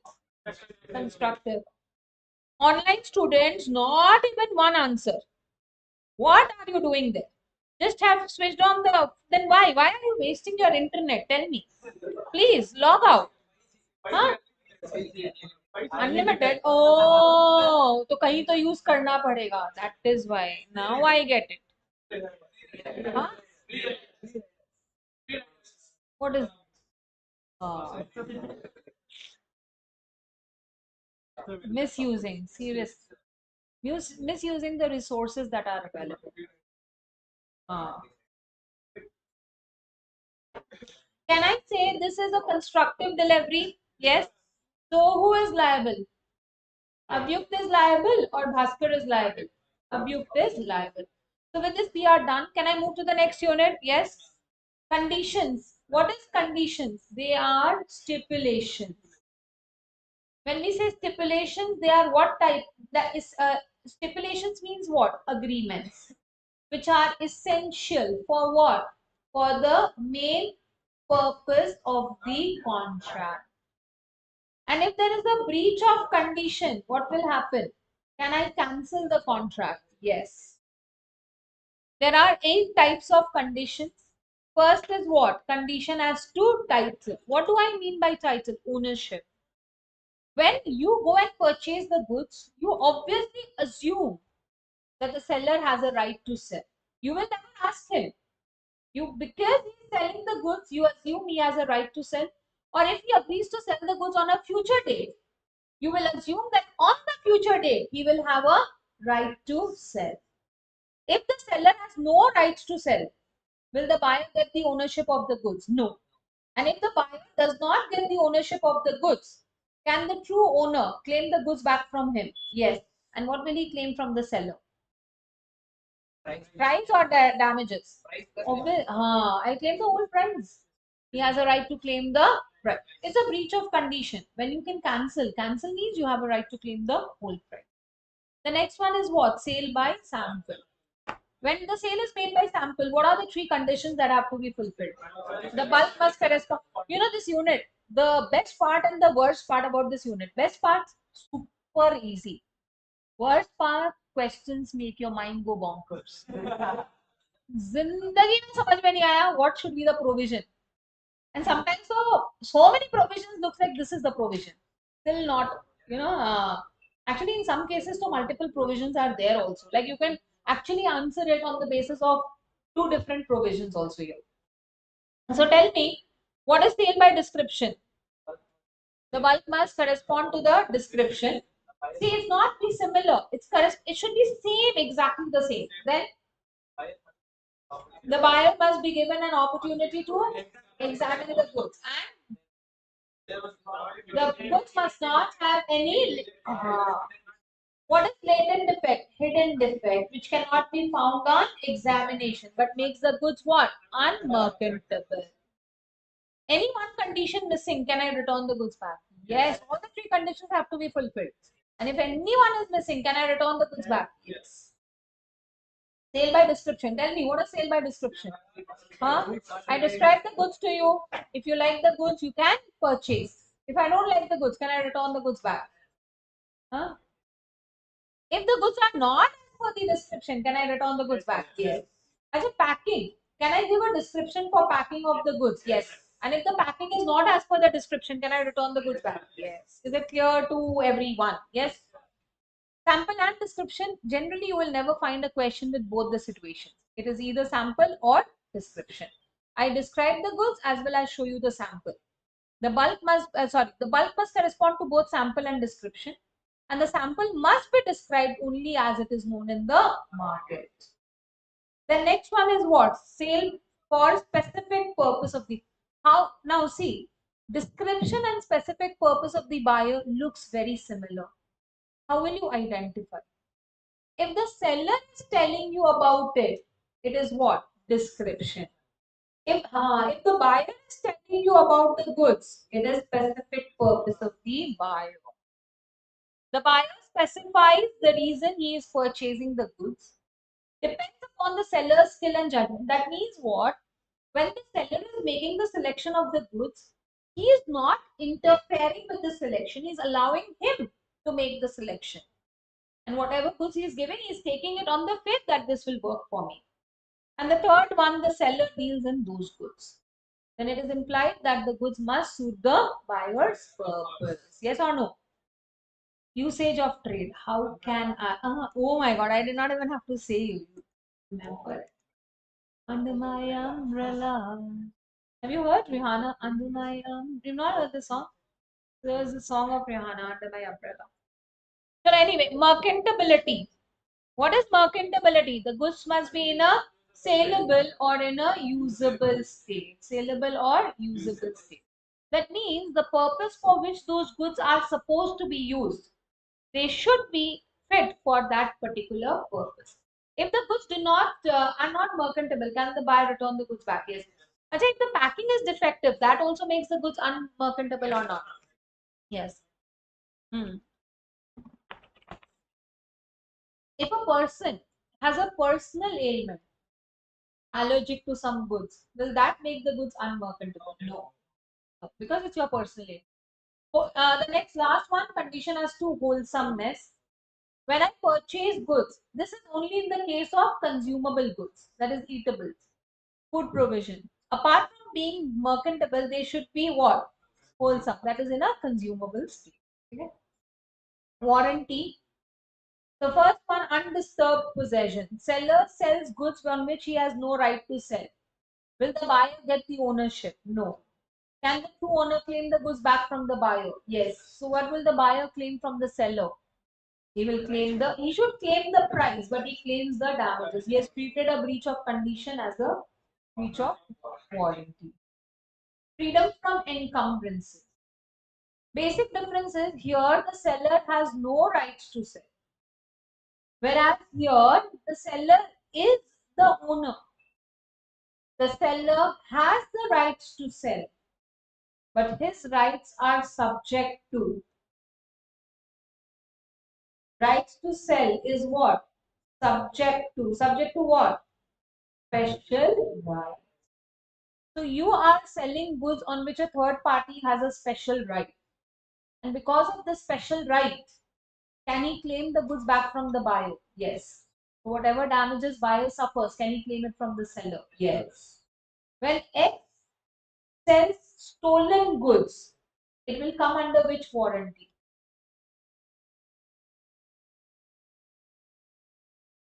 Huh? Undisturbed possession or freedom from encumbrances? Undisturbed possession. Correct?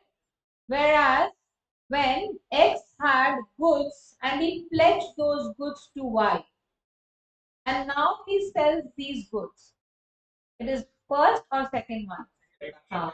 Now because Y has a charge over the goods.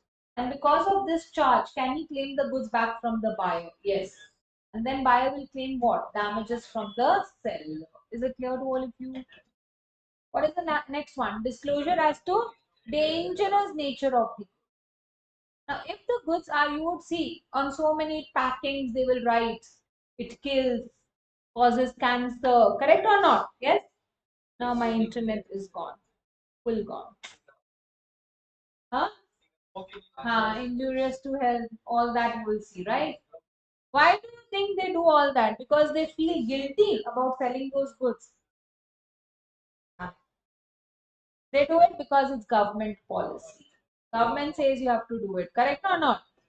Can, in that case, if you suffer any, if it is not given on the packing that the goods are dangerous, can you return the goods back? Claim the damages? Yes. The last one, quality as to quality and fitness by usage of trade. So in this case, what they are talking about, the umbrella case, same. It's nothing but a breach of, instead of returning the umbrella, you claim only the damage. You have treated a breach of condition as a breach of warranty. Caveat emptor, let the buyer beware. That means the buyer is responsible for the wrong selection. That means, can I say the buyer cannot return the goods back in case of wrong selection? Correct? But in all of these cases, can he return the goods back? Yes. So can I say in all of the implied conditions, the rule of caveat emptor does not apply. Correct?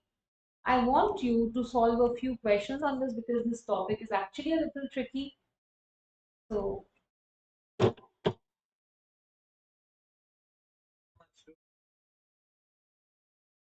my voice is gone.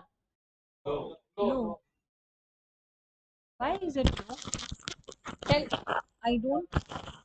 Huh? You're also gone. I am gone. Huh. Oh, yes.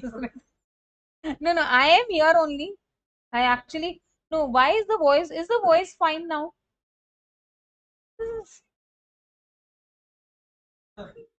You increase the volume of your phone, man.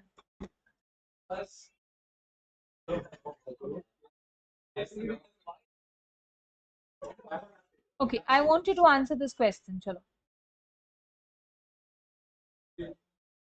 I stopped the camera.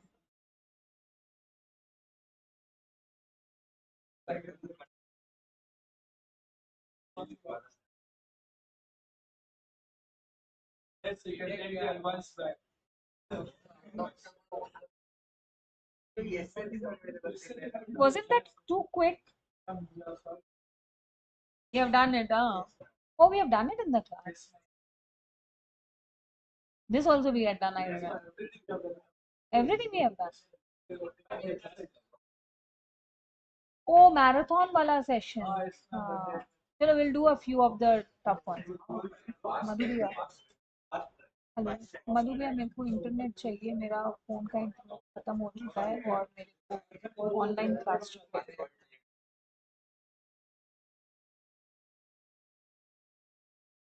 है नहीं मुझे मेरे phone पे चाहिए मेरा internet खत्म हो गया है और ऑनलाइन क्लास चल रही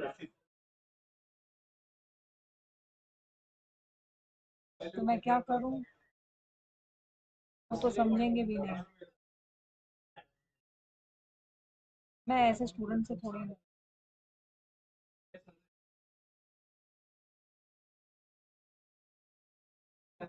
ठीक है चलिए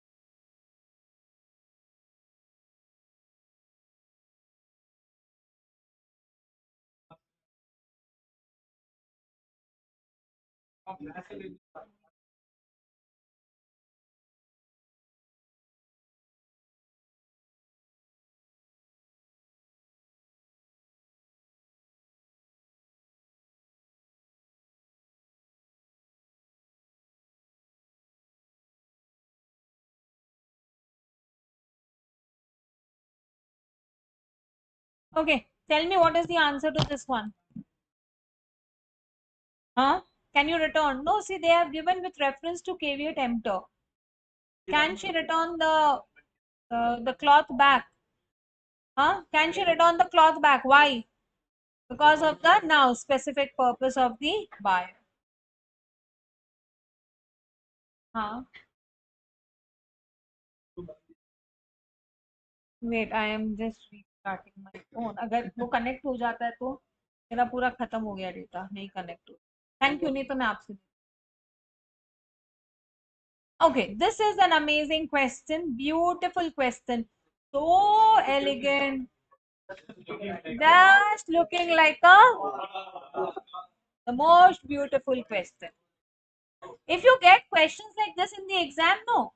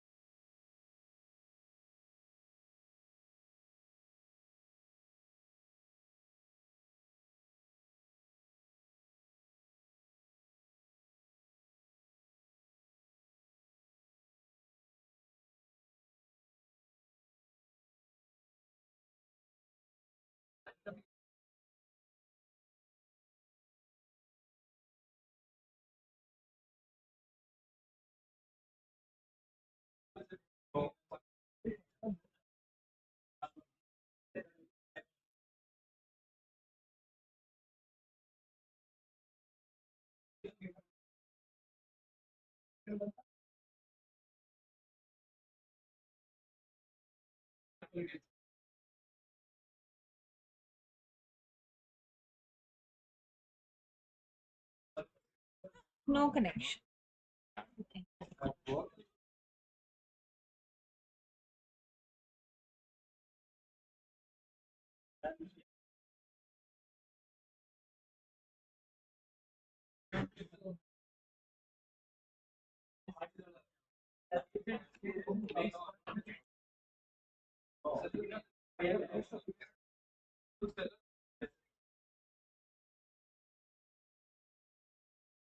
Chalo, no point. Huh? Tell me.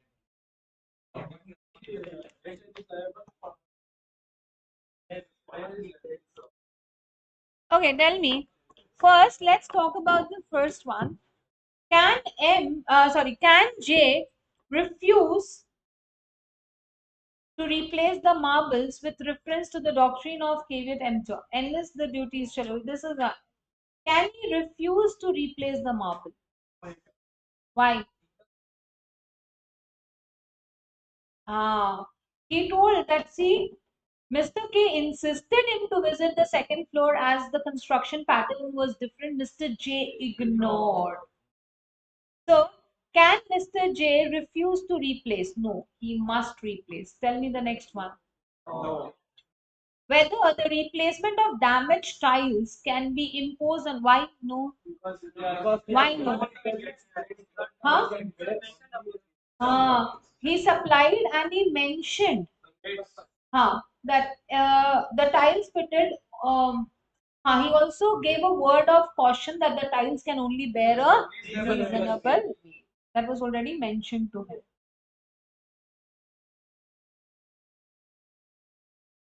If you find any question tricky and I'm not discussing, you can actually say, ma'am, let's discuss this question. Sale of goods at chiller, no? Already done, huh? Hello, we are done. Can we go to the next unit? Yes. It's like you will make sure that by 8:30 I definitely leave the class. है ना? Today, you don't kill yourself and kill me also. Chalo, next is the next unit, transfer of property. When we talk about transfer of property, there are three stages in which transfer of property takes place. Property in the goods, possession of the goods, passing of risk. Property means ownership, possession means physical goods. Passing of risk. Can I say risk is something which is associated with the physical goods, correct or not? Yes. The risk passes with ownership whether delivery is made or not. Till the time seller is the owner, risk is with whom? Seller. But once the ownership passes on to the buyer, risk passes to the buyer. But can they have a different agreement? Yes. But tell me, if the goods are lost due to the fault of any party, then what? If goods are lost due to the fault of any party, then what? The defaulting party shall bear the loss. When does the ownership transfer from the seller to the buyer? Can the contract specify after 10 days ownership will transfer? When you pay the price, ownership will be transferred. When you deliver the goods, ownership. Can the contract specify all this? Yes. If the contract specifies, when will the ownership transfer? As per whatever is given. But if the contract does not specify anything, then what? Huh? Payment or delivery never defines ownership. Just because I've paid the price doesn't make me the owner. Just because I've delivered the goods doesn't make me the owner. This is one thing that I told you when I was teaching you Sale of Goods Act also. If contract says when you pay you become the owner, then yes. Otherwise, just because you have paid the price doesn't make you the owner of the goods. Okay? If the intention of the parties is known, I will transfer the ownership when you pay. I will transfer the ownership when the goods are delivered. If anything like this is given, then obviously when will the ownership transfer? Whatever is given. But if nothing is given, then depending on whether the goods are specific or uncertain, ownership will be transferred. Now, if the goods are specific goods in a deliverable state, okay, when will the ownership transfer? Immediately. If the goods, what is deliverable state? The buyer is bound to take the delivery. Now, if the goods are in a deliverable state, ownership is transferred immediately. If the buyer does not take the ownership, if the buyer does not take the physical goods, whose fault is it? Buyer or seller? Buyer. And if anything happens to the goods, buyer's fault. On the other hand, if the goods are not in a deliverable state, when will the ownership transfer? After they are brought to a deliverable state and the buyer is informed. After they are brought to a deliverable state and the buyer is informed. Before the goods are brought to a deliverable state, if anything happens to the goods, who will bear the loss? Seller. The goods are brought to a deliverable state and then something happens to the goods, who will bear the loss? Seller. Because they haven't informed. We inform the buyer, your goods are ready, please take them. Now the goods are destroyed. Who will bear the loss? Now the buyer. Is it clear? In case of uncertain, now if in case of specific goods, if the seller wants to conduct some tests over the goods, when will the ownership transfer? After the tests are conducted. But if the buyer has to conduct tests over the goods, what then? Huh? It is transferred immediately. Uncertain goods. Tell me. Huh? After the goods are ascertained and appropriated. So basically, I go to the shop and I say I want an HP gray color metal body pen. What type of goods are these? Unascertained. As per my description, when the shopkeeper takes out the goods, he has ascertained the goods. So what is ascertained goods? Answering the description are identified and set apart. Comes to me and says, ma'am, this is the pen you want. I'm like, yeah, this is the pen I want. Appropriation. Right?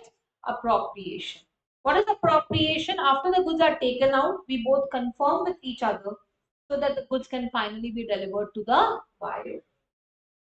What is appropriation? Selection of the goods with the consent of both the parties for the performance of the contract. Sale on approval. What is sale on approval? The possession of the goods are given to you. If you like, you can keep. If you don't like, you can return. When does it become a sale? Obviously, when the buyer gives his, first and foremost, when the buyer gives his consent. I tell you, I am ready to take the goods. Now there is no doubt whether I am the owner or not. Obviously, I am the owner. Next, retain the goods without giving notice of rejection within the. I give you the goods for 10 days. You don't say anything.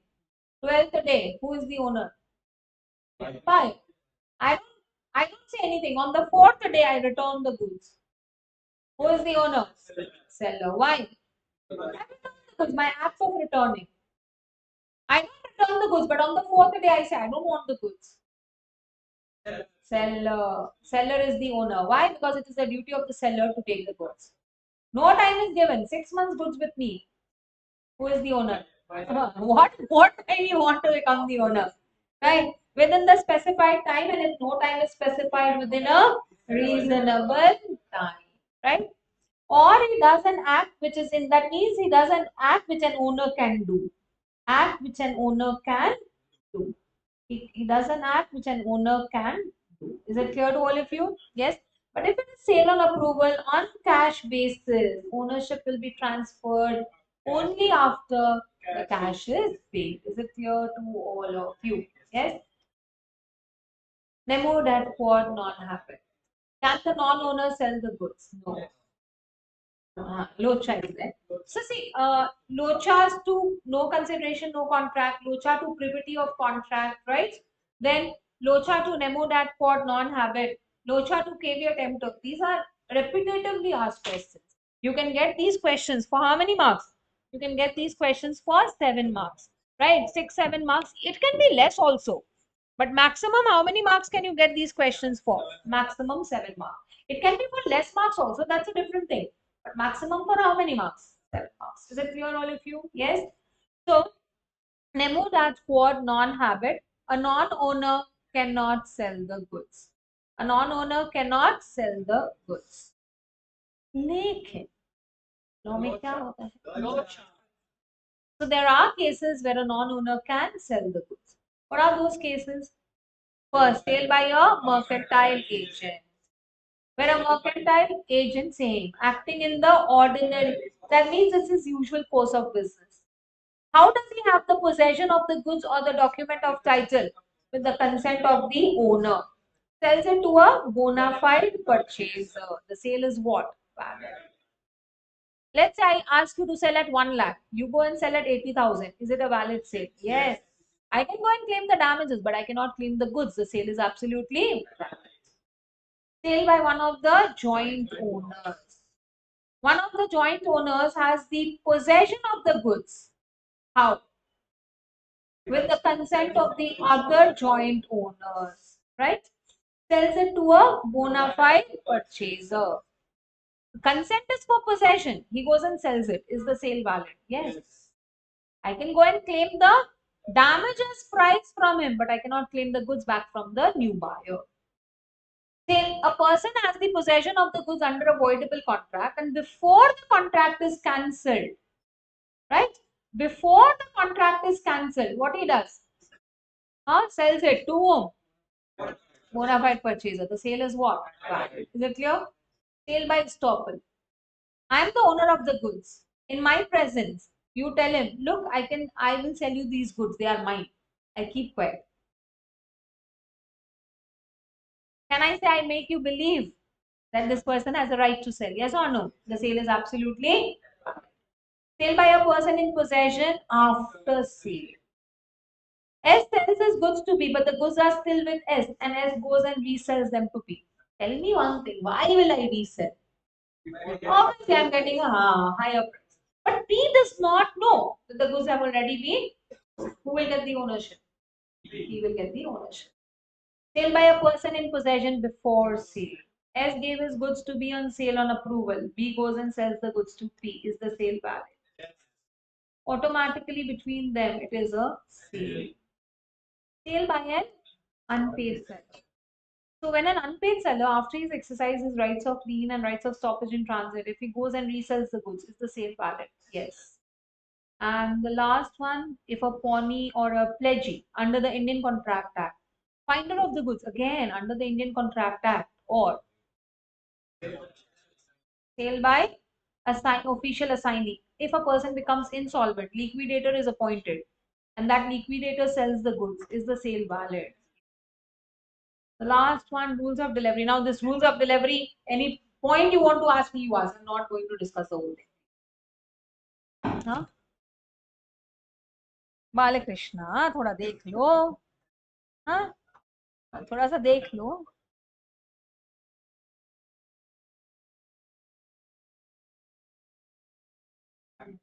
हाँ are they messaging.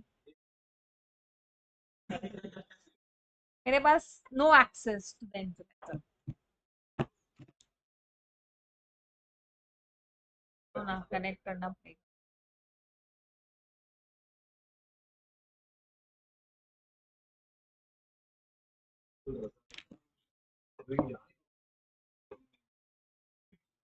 कौन है?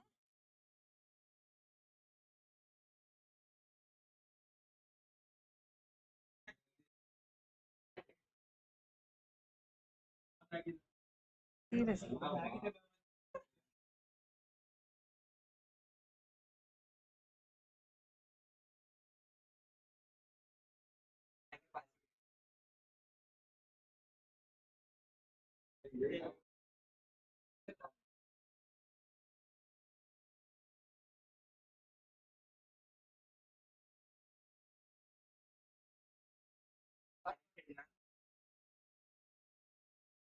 नहीं है.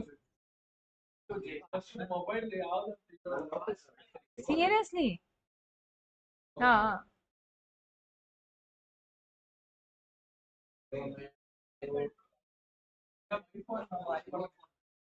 IPhone. हाँ all small.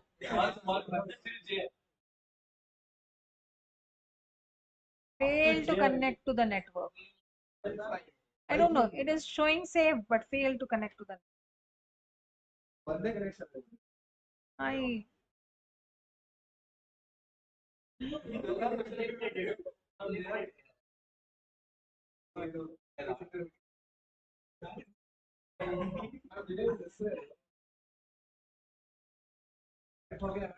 नहीं.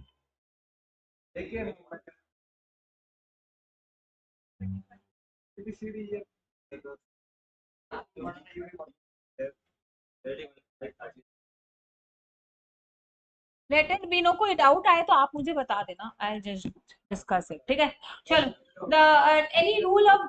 हाँ prima facie means the first instance. छोड़ दो बालकृष्ण आप लोग बता देना कोई मैसेज आने से. ठीक है. What is prima facie? Prima facie means at the first instance. So let's say goods are delivered to the carrier. Is it a final delivery or just a beginning of the delivery? So can I say it is prima facie that the goods have been delivered? Correct. Unless the goods are delivered, the delivery is not complete. So when I've just given the goods for delivery, this is what? Prima facie delivery. Is it clear? So any point you want me to explain in rules of delivery? No. So can I move forward to the next part? Yes. So let's discuss a few questions here before I move forward.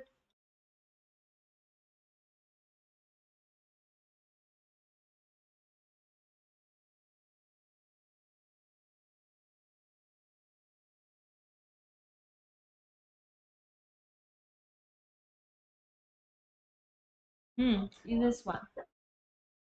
There is a mistake in this question. Can you identify? If I've discussed it, you will be able to identify.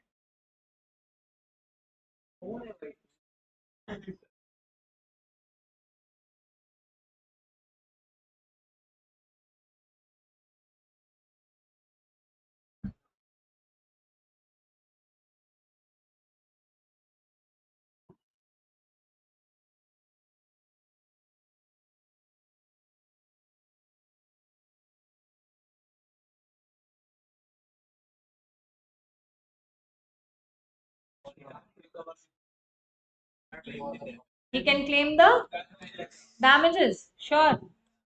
He can claim the damages. Okay. He is the owner of the property. He first sold it to whom? He appointed Ravi as an agent to sell it for 5 crores, but he sold it for how much? 4 crores. Can he claim the property back from Mudit? No. But can he claim damages? Yes. I can tell me what was the mistake here in this question? Huh?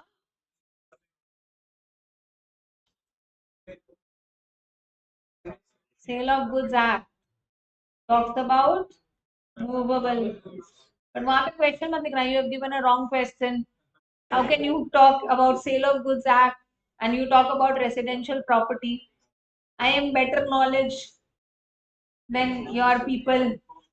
Don't write all that, okay? Don't write all that. So give me the answer to this.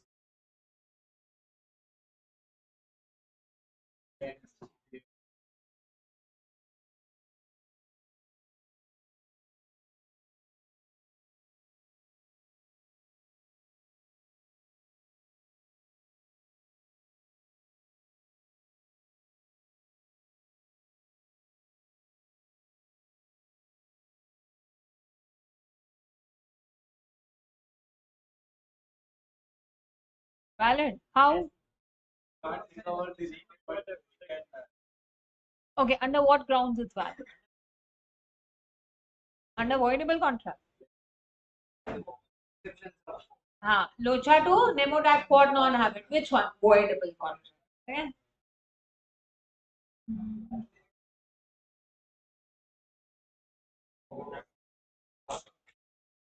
Please tell me this.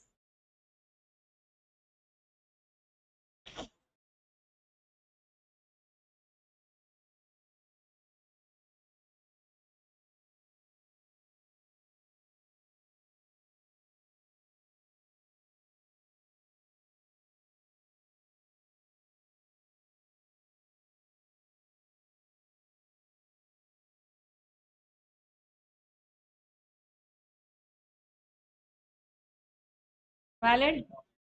Under what? Sale by a person in possession after sale. Huh?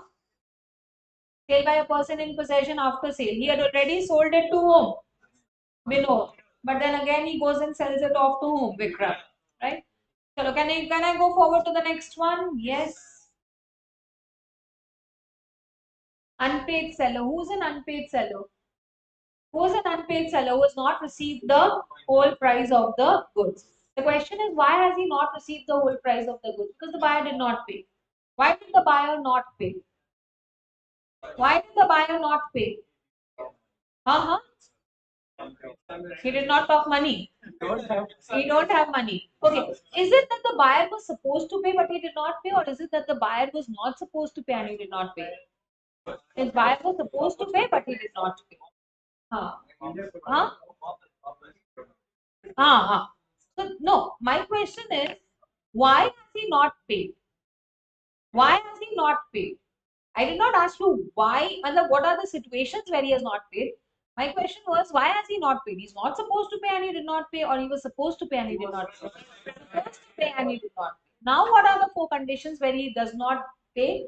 In that comes the point. So he has become what? Insolvent. You just mentioned that. Then, free.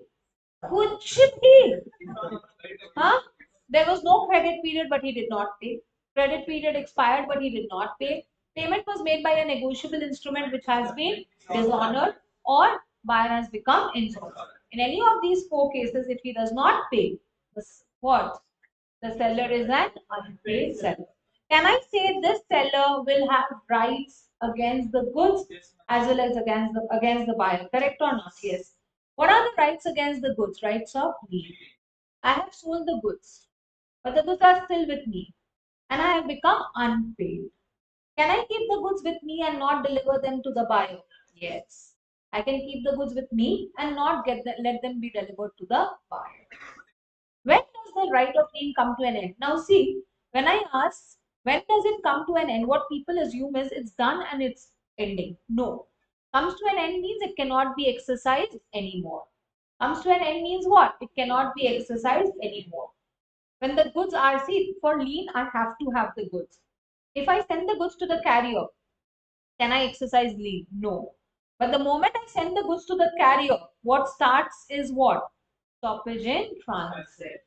So rights of lien and stoppage in transit is again another topic which the institute asks quite a lot of times, the difference.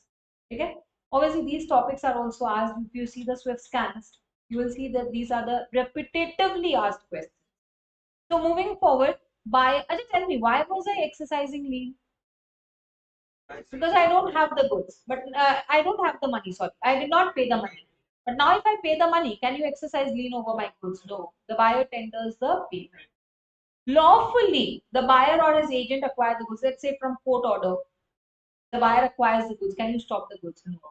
Or by estoppel or waiver. That means the seller is giving away his rights of lien, or the seller is making everyone believe that I am not going to stop the goods. Then can he exercise stoppage in transit? Can he exercise lien? No. Stoppage in transit starts send the goods to the carrier for delivery to the buyer. And in the meantime, that means the goods are still where? In the carrier, not reach the buyer. And in the meantime, the buyer has become what? So please understand, lien can be exercised in all the four cases, whereas this can be exercised only in the case of insolvency. I have sent the goods to the carrier for delivery to the buyer, and in the meantime, I have become insolvent. What will happen? I can stop the goods from being delivered to the buyer. Tell me, when will the right of stoppage come to an end? When will the rights of stoppage come to an end? Once the goods, it will come to no. See, what did I say? Comes to an end means it cannot be exercised anymore.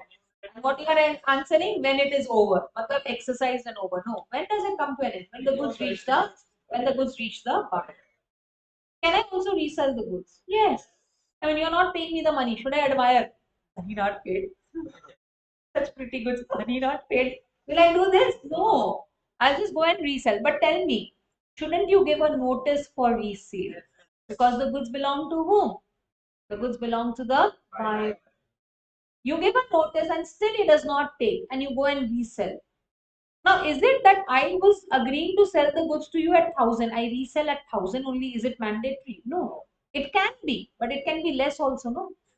So if it is sold at 900, who will bear this loss? Buyer. But if it is sold at 1,100, who will take this profit? Seller. Because I gave you notice. It is your fault.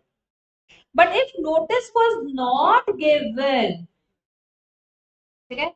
If notice was not given, then tell me, in case of any loss, who will bear the loss? Seller. Why? Because it's your fault. But if there is a profit, why? Because the goods belong to the buyer. I'm just acting as an agent for the buyer. Now, rights against the goods are available only when the goods are with the seller. Once the goods reach the buyer, rights against the goods are over. But you can still exercise your rights against the. So rights against the buyer is available irrespective of who has the goods. Even if the seller has the goods, I have rights over the goods. Even if buyer has the goods, I have rights over the goods. Right? First of all, can I say right to sue for the price of the goods? Yes. If there is a delayed payment, can I also sue you for interest? Yes. Yes. Sue for damages for what? Seller delivers the goods to the buyer. Proper time, proper place as buyer wanted, everything. But the buyer refuses to take the delivery. Now what? Should I sit and cry? No. I will sue for damages. And sue for breach. This is actually a summation of all the above. If it's an actual breach, I can sue for both price and. But if it is an anticipatory breach, anticipatory means the due date for payment has not come. So I can only sue for damages. Now, If the seller breaches the contract, will the buyer have some rights or not? Yes. Damages for non-delivery of goods. The buyer is ready to take the delivery. In the first case, seller was ready to deliver, buyer was not taking. Here, buyer is ready to take, seller is not delivering. Can I claim damages for non-delivery? Yes. Sue for specific performance. When the goods have no substitute or damages are not an adequate relief. Sue for damages when if there is a breach of warranty or if there is a breach of condition treated as a breach of warranty. Sue for price. If there is a breach of condition, I'll sue for what? Price. I have paid the advance money, but you have not given me the goods. Can I ask for the refund of the advance money? Yes.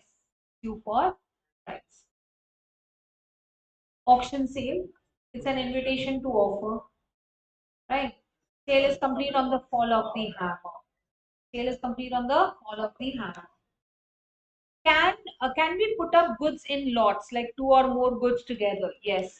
And each lot is a separate contract of sale. Yes, please tell me. Okay, I'll talk about it later. I'll talk about it after I'm done with auction sale. Can the seller bid at the auction? Can the seller or his agent bid at the auction? Yes, if they reserve the rights to bid. That means if he mentions beforehand that I'm going to bid. Ajay, tell me, can if the seller does not reserve the right to bid, then what will happen? Can I say it's fraud? Yes or no? Yes. Sale is what? Voidable. Ajay, tell me, can the seller, when we talk about reserve the rights of disposal, I'm so sorry. When we talk about auction sale, can the seller appoint more than one bidder? Can the seller appoint more than one bidder? No. If I want to hire a bidder, one is more than enough. Why am I hiring two or more bidders just to increase the price? This is what? Fraud. And in fraud, the sale is what? Void. The sale is what? Voidable. Ajay, tell me, in case of an auction sale, while knocking down the hammer, the goods fall. Who will bear the loss? No. While knocking, I said. I mentioned this in the past question. Seller will bear the loss. Now, this one thing, this appropriation must always be what? Unconditional. This appropriation must always be what? Unconditional. Appropriation is conditional when the seller reserves the rights. It's conditional when the seller reserves the rights of disposal. What is reserves the rights? When the seller keeps in his control the ultimate disposal of the goods. Disposal can be transfer of ownership, transfer of physical goods. When I keep it in my control, it is known as what? Reservation of rights to dispose. Actually, tell me, can I say when the goods are delivered to the carrier, it is deemed that the goods have been delivered to the buyer, correct or not? But I tell the carrier that unless I tell you, don't hand over the goods to the buyer. Can I say I have reserved the rights of disposal? Yes or no? Yes. I have reserved the rights of I have kept in my control the ultimate disposal of the goods to the buyer. That means even though the goods are delivered to the buyer, I mean they are already sent for delivery, unless I say the goods will not be handed over. So I have reserved, kept in my control the ultimate disposal of the goods. If I give you railway receipt, can I say you become the owner of the goods? Yes. But if I give you railway receipt along with bill of exchange, this is what? Conditional. Unless what? Unless what? Unless you accept the bill of exchange, you will not become the owner. So whenever there is a conditional transfer, the seller has reserved the rights of disposal. Is it clear to everyone? Yes? Online. I hope it's clear. Please, just if they message any doubt, let me know. Otherwise, just discuss one or two questions on auction sale and we are done. Can you tell me the answer to this? This was December 23 questions.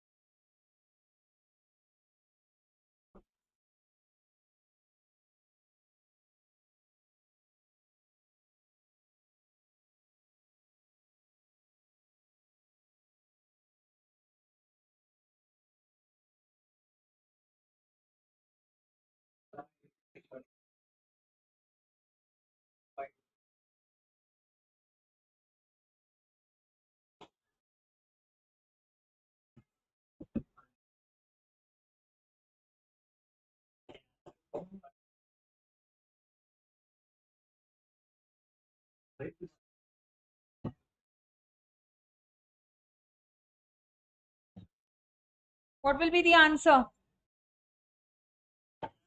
Later R failed to deliver the balance goods. And so B refused to pay the price of 700 kgs. Can he refuse to pay the price of 700 kgs? No. Can we also say on the grounds of quantum period under sale under Indian contract? You said that? Hey, you're connecting. Connecting. Ah, yes, pakka. Tomorrow pakka chocolate. Today I don't have. Huh? Ah, that.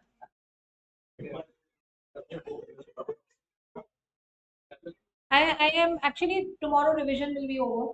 So I have already there is a group on foundation which I was supposed to send questions, but now since foundation revision will be done tomorrow, so from tomorrow one question every day, sit and write. Any one question, but don't look into the Swift scanners while you write it. Okay?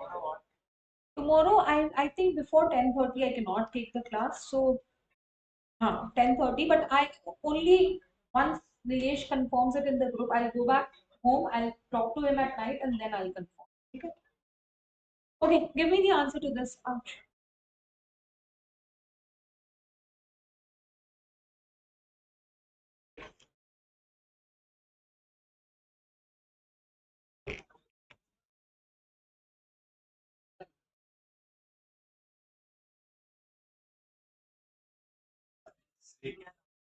Can she avoid the contract? Yes, because the hammer broke down even before. I'm sorry, the clock. I think it was a clock, right? Or watch, whatever, broke down before the sale was complete. So the ownership is not transferred.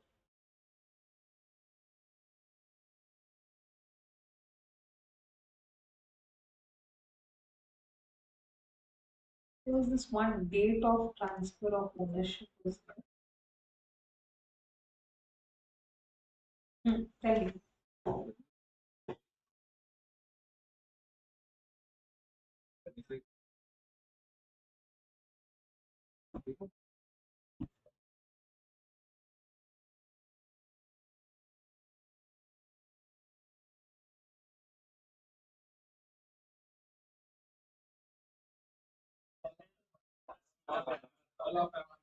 On the 8th, you are saying, or 10th?